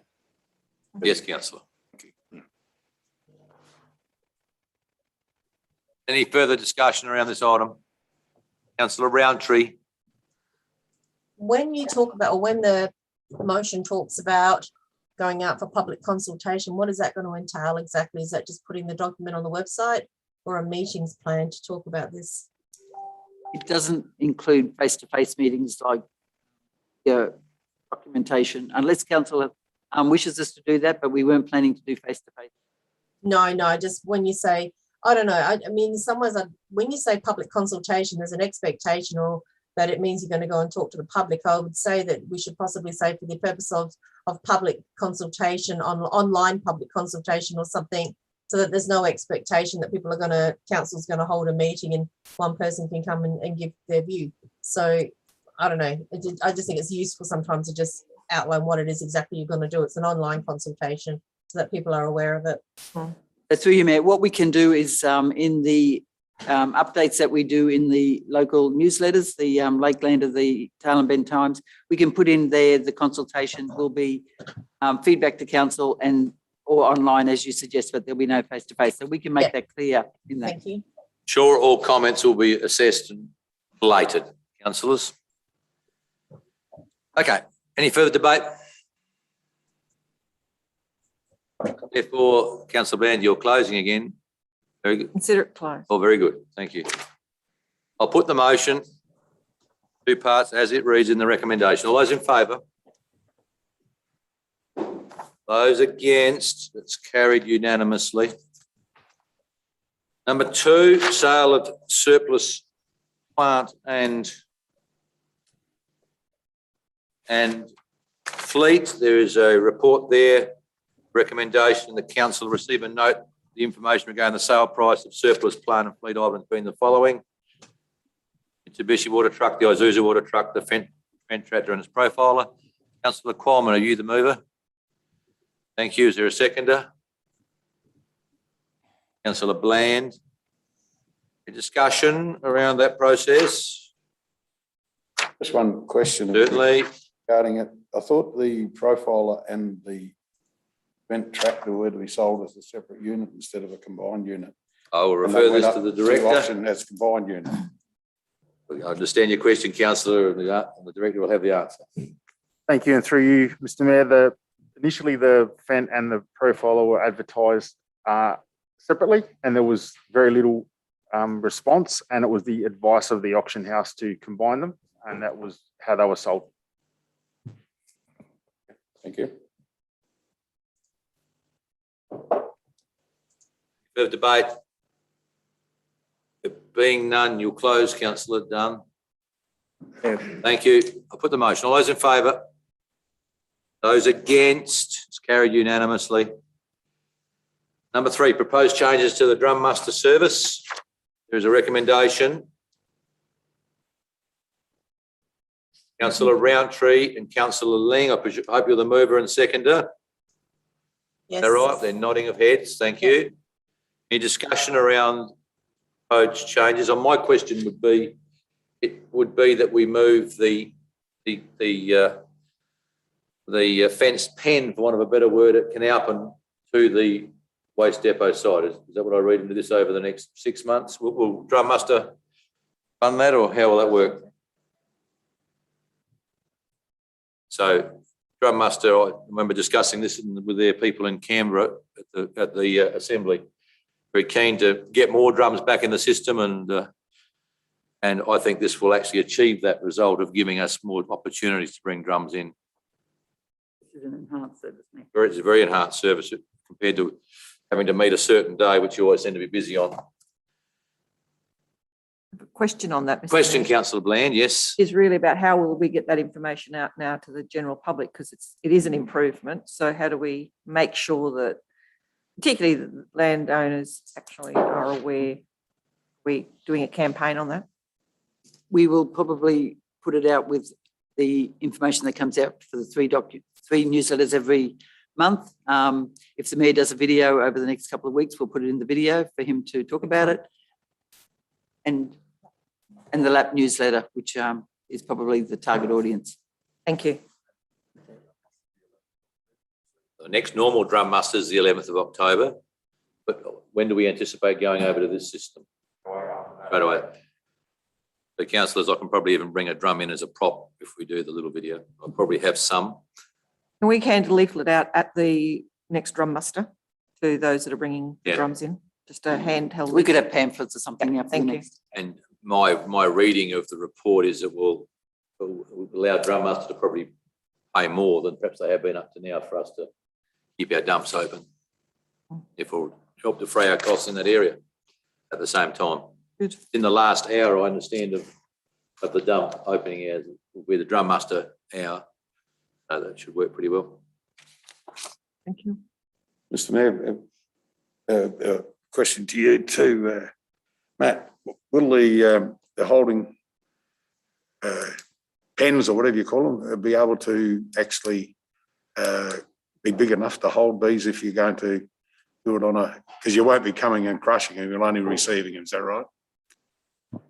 Yeah, through the mayor, from what we understand is that the flow of drums into the waste transfer stations will be, rather than one big slug, it'll be like a trickle feed. So we'll be able to address them more. We won't have as many staff required to help unload and inspect. So it'll be a slower, more consistent flow of drums into the facility rather than 200, 300, 400, 500 drums all at once. So and we can ring drum muster at any stage. We can get the drums collected if the pen's getting bigger. So it's just a more frequent service rather than just these 2 or 3 really intensive processes during the year. Okay, thank you. Okay. Councillor Roundtree will close. Closing, thank you. Okay, I'll put the motion as it is. All those in favour? Those against? It's carried unanimously. Number 4, Local Roads and Community Infrastructure Program late funding update. Councillor Bland, are you? I'll move it that way. You're moving number 4 when I find it on the page, and I'm taking it you, Councillor Qualman, the seconder. Is that right? Very good. Sorry, I'm looking at multiple things. Any discussion around that? Is simply a reallocation, take account of different requirements of the funding authorities. Any debate? Okay. Closing, councillor, very quick. Closed. Close again, thank you. I'll put the motion. All those in favour? Those against? Carried unanimously. Number 5, footpath network gap. Footpath network expansion strategy. Now, councillors, I know there's been some discussion around this and the depth and the correctness of it. If we wish to take it to some other workshop, we'll delay it for us internally. This would simply go up a public consultation in its current form. I'll leave it in your hands. Councillor Jentsch, you're going to lead me. Thank you. Thank you, Mr. Mayor. I believe we should take this to a further workshop. There are reasons being that Wellington East is not on the list, and it's the 3rd largest town in the district. They do have needs for footpaths, particularly on the Ferry Road. There are people walking there from time to time. But there are other gaps, I think. But all in all, it's a difficult thing to pull together, and I acknowledge the work done by staff. I think they've done an excellent job to get to where we are, but I believe we should be adding more. Things like some of the unmade roads in Tailem Bend, their footpaths haven't even made it to the list, and they haven't got a road, but they haven't got a footpath either. So, yeah, it needs a bit more, please. So you would be working towards we go to a workshop around this subject at this stage? Yes. What's the view of councillors? And Councillor Qualman. Thank you, Mr. Mayor. I concur with Councillor Jentsch. And of course, I am quite impressed with the report and well done to our director. However, I see some ones that we should work through, like specific ones that are shown as stage 4, should be stage 1, like where footpath goes behind buildings on Station Drive, and virtually Dunny serves 2 buildings near Catholic Church where you still have the linkage onto Vena Road, and where that road then could be up there to complete Upton Street in one go. That's just one example. So I think we can all, as councillors, have a bit of discussion, refine a bit more, and then put it out for public consultation and involvement. Thank you. Councillor Arthur. Mr. Mayor, can I be a little bit different? And I'd like to move that the council receive and note the report, and then council endorse the draft network expansion strategy for public consultation. Let the public tell us what, instead of us trying to say what we think. It's only going out for public consultation. It's got to go out for public consultation now, so we'll not go at this period when we've got a plan. You're moving items 1 and 2. 1 and 2. Of the recommendation and not 3, so it may well be brought back to our workshop. It'll go back I think you to workshop after. Aiming where if I was a guesser. Community's input into it, not just listening to us. Yeah, I take that on board, but I will. Councillor Ling, I'm looking for a seconder. No. No, well, that's no good for me. Is there a seconder for councillor Arthur's motion?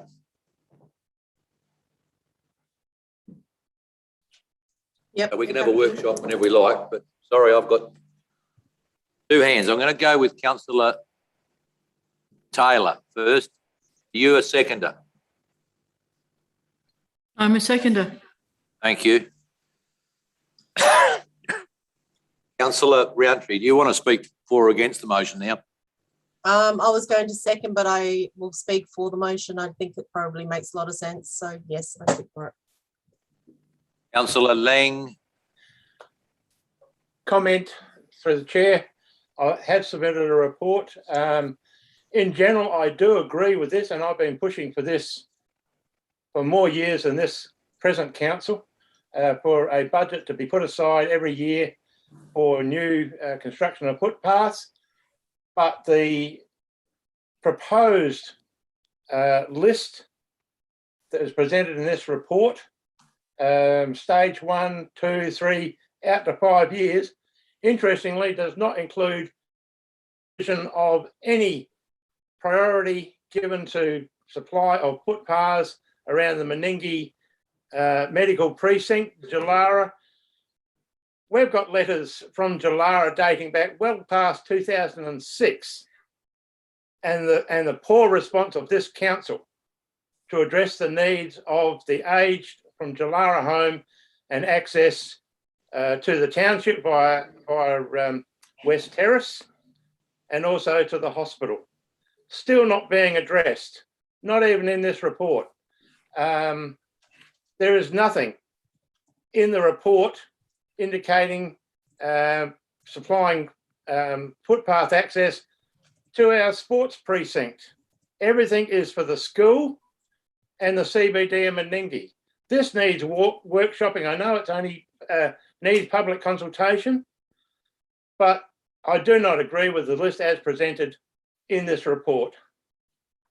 Sorry. Okay, that's fine. You're speaking against it in that respect. Absolutely. I'm looking at councillor. Where have I gone? Councillor Taylor, the seconder. Yes, you could speak if you wish. You didn't speak. Thank you, Mayor.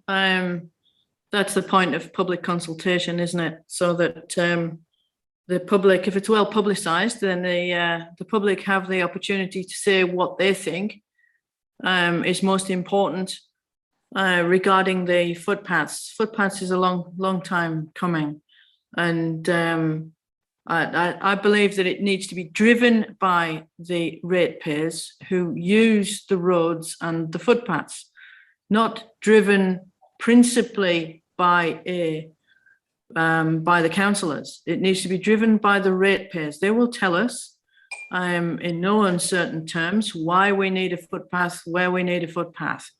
And it's our job to promote the fact that this has gone to public consultation.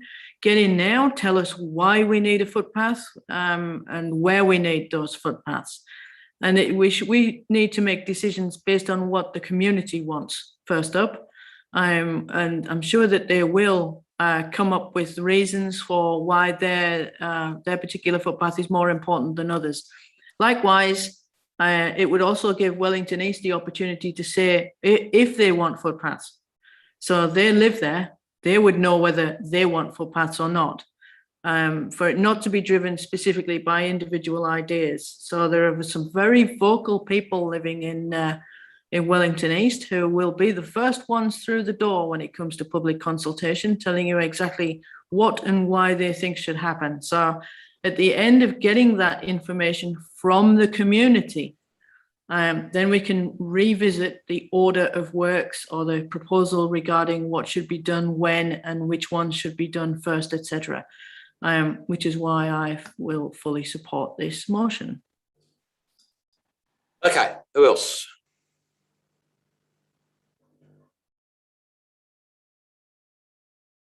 Is there anyone else wishing to speak for or against the motion, which is the recommendation, but only points 1 and 2, and that is that council receive and note the report and council endorse the draft, and I very much emphasise draft footpath expansion strategy for public consultation. Councillor Yench, you're speaking Against.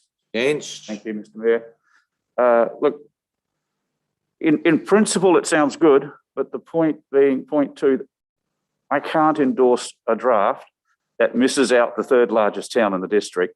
We're going to look a bit silly. It's not a case of what's my idea. It's a case of what the community want. And I totally agree with going out to the community for consultation when we have something that is more encompassing. As I reiterate, I believe the job that has been done with this report so far is excellent, but it's a massive undertaking. And as a consequence, we need to be fully inclusive and respectful for all the communities, in some cases that have not been acknowledged in this report. Thank you. So thank you, Councillor. It would be wise for us to reflect on the criteria that's been used to design around this, and that may not to include places like East Wellington. If we look at the one-way streets and that, and I accept that, I don't know how expansive the document can be. I'm looking at the director knowing around what was excluded for what reason, or what was outside of that first grouping. Through the Mayor, I guess from a weird sense of humour that I have, it's designed to create debate, and it's actually designed to create discussion about where footpaths are needed. I've had a bit of experience with a marina environment before, and if a footpath was put in front of a particular person's house in a marina environment, you'd be lynched. They didn't want it. But if the marina environment of Wellington East wants footpath, then they will say so. The order of footpath within the draft program is also up for debate. The discussion about what comes first and where is really important. And I think the criteria is the important part with regards to how we select and order the footpaths. And then when the public say, why is there a footpath on road A and not road B? We've got a set of guidelines that enables us to answer those questions. It then doesn't become a personal thing. It doesn't become a preference thing. It becomes a set of principles that we use over, in theory, with the amount of footpath that we have short, 30 years of some kind of staged approach, deliver all the footpaths we require.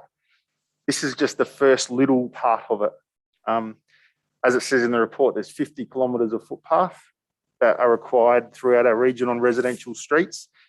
The first stage, of which is a 5-year program, provided we can put it within the constraints of our budget, only delivers 7.5 kilometres of footpath based on current rates. So there's a huge amount of work going forward to, if we choose to deliver this entire program. And the order of how we do it is based on this strategy. If the strategy didn't have any program or any list, then would we endorse the project as the plan as it stands, or does the provision of a list to create debate something that's healthy? Probably said too much. Okay, councillors. So I would emphasise, Councillor Bland, that if this process went forward, this would be additional money council would need to find over and above our normal maintenance of our present footpaths. That's noted in the. That would be the other point to make: who and what and where and why we're going to fund it. Councillor Bland. Yes, Mr. Mayor, I'm actually going to speak against it. And I do believe that we either need to have even a small workshop on this, because a little bit like Councillor Ling, I have some concerns about connecting services.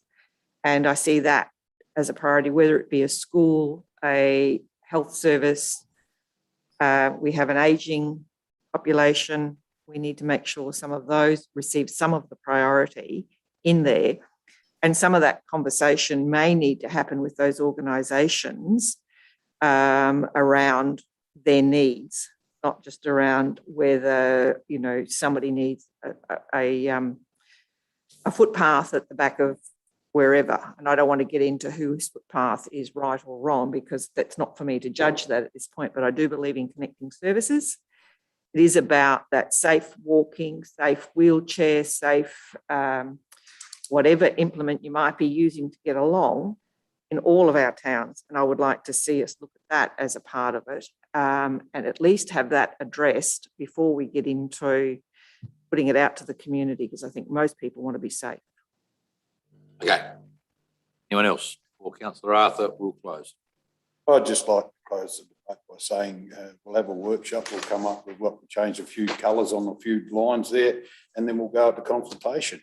Then we'll go out to, and you know, I've been listening to people here and they're very parochial about their own town. It's the whole of the area we're looking at. I'm sure Councillor Yates is worried about Wellington East, but I'm sure if the people in Wellington East want footpaths, they'll let us know. But a lot of cases there where you've got lawn, they don't want footpaths. And I found that down in the southeast with a couple of places there. So we are assuming we don't know. We have obviously had a lot of work done by Pat and his department to put this together. So let us put it out there, put it to the people, let them have a say in the thing instead of us. All we're going to do, have a workshop, is the same thing's going to come out, or maybe a few changes, and I'll go out for consultation again. Okay. Motion is number 1 and number 2. Motion. Those in favour? Oh, no, Those against? sorry.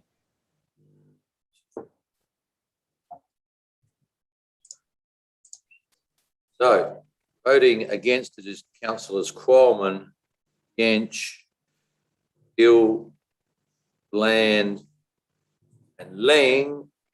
Is those voting for it? Roundtree. Councillor Roundtree. Where did she go? There. Yeah. Against, is she? Sorry. Against. It's for it was Arthur, Taylor and Simmons. So I declare that motion lost. Councillors, I'm going to take it from this that we will come to a workshop around this without any further motion. Is that what everyone would feel would be an outcome? Absolutely. I would ask you to think about reference to the maps where you think there's gaps, obvious omissions, or something else. You want to move into the motion, Councillor? Or I would like to ask that prior to the workshop that discussion be held. I can't hear Councillor Bland. Apologies. That prior to the workshop, so that we do streamline the timeline a little bit, is that our director and perhaps CEO meet with health in both areas, those providing those types of services, in all areas, that we are able to address any of their concerns or issues, so that when it comes back to us, that we're not having to fall over each other about what their requests are. We know that there are a number of letters in the system. I'm not going to say the system's going to be able to push those out, because as Councillor has said before, we've received them many years ago and over time. They're difficult to address, and they probably will still take a long time to address, but we do need to start somewhere to assist these. okay. Taylor? Through you, Mayor, I think this is indicative of this council's behaviour sometimes. We have a group of people who are disregarding the recommendations from the staff, but also let's just ignore the public. Let's all sit around and have a workshop and decide what's best for the district. It's at this stage that the public need to be consulted, not after we've all sat around and said which ones we think we should put forward. There are obvious footpaths which are required, as both Councillor Lang and Councillor Bland have pointed out. With good reason they might be required, and they have that knowledge. Regarding the rest of the district, how do you know whether Wellington East needs footpaths? How do you know which ones in Tintinara need footpaths? How many people have actually voiced that concern? How many letters do we have? If we've got letters where there's cases being put, then it's obvious that footpaths are either required there or footpaths need updating. Just to have a workshop, as Councillor Arthur has said, let's all sit around and have a workshop and then go to public consultation. It's the wrong way around. Councillor, I'm going to wind you up. I'm going to deem we've completed the process. I accept that majority of councillors verbally would commit to a workshop. I know what you're saying. We've got our choice then to have a discussion around it then at this stage. I can take a notice of motion at the next meeting. Anyone wants to around this subject? I'm moving on, councillors. I've got item 13 being petitions and I have none. Item 14 is deputations. I have none. And item 14.1, public question time. We have no public questions lodged with us. Councillors, I can move to item 16, annual confidential, information document, item 15, sorry, councillors. Is there anything you would wish to draw out of the information document? Councillor Roundtree. I've got a couple of things, if you want to hold me. First one is the growth strategy. It's good to see that falling into place. And I gather we'll have some workshops around that shortly. With regards to planning though, what is the council's role now in the planning approval process? I think there's some confusion about what role we do play. Certainly with myself, I'm confused and I know others have been confused as well. So if that could just be explained a little bit more. And then I have some questions about the monthly Section 41 committee updates. So you're the first one, Miles, you can tackle the planning process. I'll do my best. Thank you, Your Worship. So Councillor Roundtree, I take it when you say planning improvement, you're talking about planning policy and how we keep policy up to date with our district. Can also I just the planning approval process, what's approved at a council level, what's approved in the new state planning, and what sits where? Okay, thank you for that clarification. So council as a body essentially provides resources for the assessment panel and for the staff that have delegated authority to grant development approval, planning approval, building approval. Now, there's certain categories of development that through the assessment process would be referred to the council or to the assessment panel. And they're the ones which have been publicly notified and there's a representation. So that's the category essentially that goes to a CAP. But again, council as an authority, it essentially, its role is to provide the resources for the approval process. But there's definitely an arm's length political situation. So there is not the ability for the political influence of development applications. Hence, even though we do have an elected member on the assessment panel, that elected member isn't there as a council member per se. And I think, Brendan Qualman, who is our elected member on that panel, has been fulfilling that role extremely well. Hopefully I'm answering your question. It's quite complex. I'm quite happy to provide at some stage maybe a workshop where we walk through this in more detail. I probably haven't fully answered your question. Do you want to maybe prompt me to? Yeah, look, I think a workshop's probably not a bad idea. I just get confused when, like I raised once before about the solar farms, for instance, and that really had nothing to do with council, but there's a perception it does have something to do with council. And then what is council? Like if it's just someone wants to put up a shed, is that something council then is totally responsible for approving or not? If it's a house, is it council? If it's a big business like a solar farm, or if we wanted to expand an orchard, is that council? So I think there's just real grey area these days about what is done and who does it. And I think that would be really handy to have that clarified. Yep, thank you. Through your worship, what I was hoping to do at some stage is actually ask our presiding member of the assessment panel to attend a workshop and present as well. Not just present on what we were just talking about, but present maybe on the type of applications have been dealt with at the CAP level, plus also what we're seeing potentially in the future. I will say there's a question mark around the need to have the word council associated with assessment panel. I'm a member on the Barossa assessment panel, and that's what it's called. It's not called the Barossa Council Assessment Panel. So I will be putting to the next assessment panel meeting seeking whether they would put a recommendation to council to remove the word council. So it would be called Coorong Assessment Panel. And I'll bring that back to the chamber. I think that'll help us in those conversations with the community. I think Especially you're right. we take Councillor Coleman. I think he would have an easier job talking to the community about his role on a Coorong assessment panel rather than a Coorong council assessment panel. So Agreed. we're moving in the right direction, and I appreciate your question. Thank you. Councillor, you had a second point. Yes, this was to do with the Section 41 committees. And I'm just going to pick on Canalpin Hall because I have sat in a few of their meetings. So from March 21, the Canalpin Hall sign was an issue and things just move so slowly. The answer that's written in this particular part of the Section 41 answer is that wayfinding is going to be, the sign will be installed when the wayfinding signage has been completed, but it's already been completed. So the wayfinding signage, the blue, if that's what we're talking about, those blue ones on the Sturby pole, that's already been done.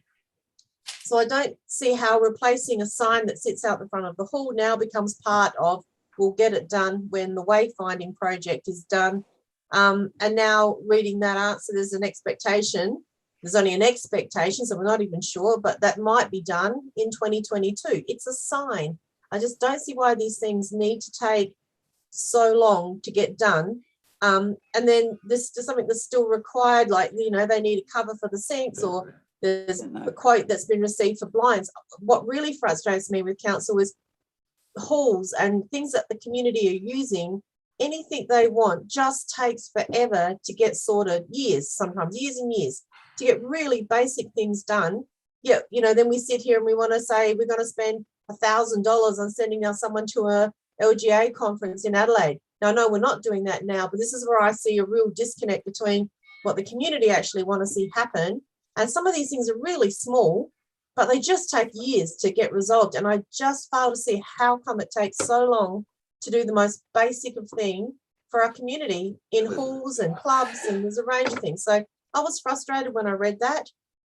And I think putting in a sign does not need to take to 2022 to go do it. This has been on the agenda since March this year. The councillor, sort of several parts to your process. They're generally around buildings, and they're generally just the around timeliness, Mayor. Well, Why yeah, everything takes so long? And councillor, I just tell you that we're getting 2/3 of your conversation. It's quite crackly, but we can generally pick it up. The second thing is that those committees are advisory committees, and sometimes what a committee wants, what we end up delivering, are different. I appreciate they're very helpful and very good to us, but at some stages, sometimes some things take longer. I'm going to ask the CEO to sort of make a comment around delivery of small building items and how improve it or make it better. So we are working on that, but I have to say that sometimes we will prioritise work and things that have a higher priority, whether it's from a safety perspective, remembering that the outdoor staff have a variety of things, and we'll get something about a fallen tree or something else happening, and they will prioritise their work. Now, whether we can do it faster or not, I think we all want it to be faster, but there is a finite amount of resources for staff to do those things. And the removal or changing of a sign, although may be irritating to a committee, is probably something that is not of high priority. we are continuing to refine those processes, but at the end of the day, the removal of a tree limb that's on a road will take precedence over the removal or the changing of a sign. I respect that, and probably using the sign as an example of my frustration isn't probably the best one to use, but there's been many things over my time on council so far that I just think go way too slow. And I think these, you know, whilst it is only a community hall and it's an advisory, it's still filled with people that pay the rates and keep everyone in a job. So I think their concerns and what the things that matter to them and mean something for them and their communities is actually important. So to you, Matt, that's not to minimise the concerns of the committee at all. The legitimate concerns, all I'm saying is that from a prioritisation of work, something that has a safety issue or a broader application across the district will trump something like the sign. And I know that's not a good example, councillor, and I take that every time. So, but we will continue to refine the, I think what we're getting better at definitely is getting back to committees to say we can or can't do things.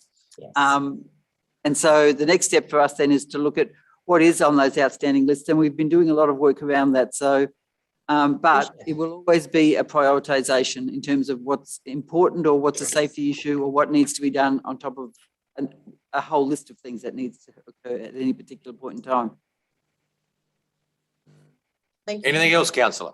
No, that's it. Anyone else? Information document I'm on.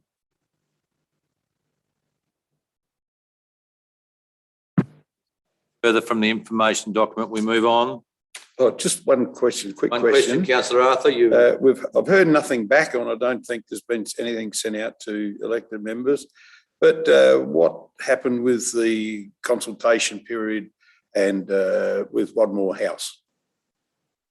Are you right, councillor? Nothing's come back yet. So we've collated the information. I think the next step is really to decide probably a workshop with councillors about what they see the possibilities are for Wadmore House, and we are planning to have a briefing down on the site because we're not sure all councillors are familiar with the building itself. And then we'll bring a report back to council about what are options. None of them are going to be cheap, whatever way. Some of them may involve recommendations around selling land. So it's quite a complex area. Based on the feedback, most of the community members who went for the consultation are really keen to see the precinct utilised, and I think that's a good thing. But I think there are some other issues, and the councillors, I think, have had not an opportunity at this point to have their input as well. So we'll have a briefing session down there so everybody knows what it looks like and what's possible. Within those discussions, could we also include $50,000 bot that the council bought a few years ago? So you may, that's what I was alluding to. There is land there. There's, I think, 3 parcels of land from memory. So what is it that council wants to achieve? First of all, by the consultation, and then going forward, what are the plans for Wadmore House? And so, yes, correct. There was more than just 1 parcel of land. Yeah. The land. 2 things, Mr. Mayor. One is that we be very clear that we're referring, and we haven't actually named it officially yet because it used to be Arana, Melaleuca, and it's got multiple names, but it often just gets referred to Wadmore House as against the precinct, which is, I think, the important component of that, because components of that are going to cost more money than others. And I think we need to be clear about that.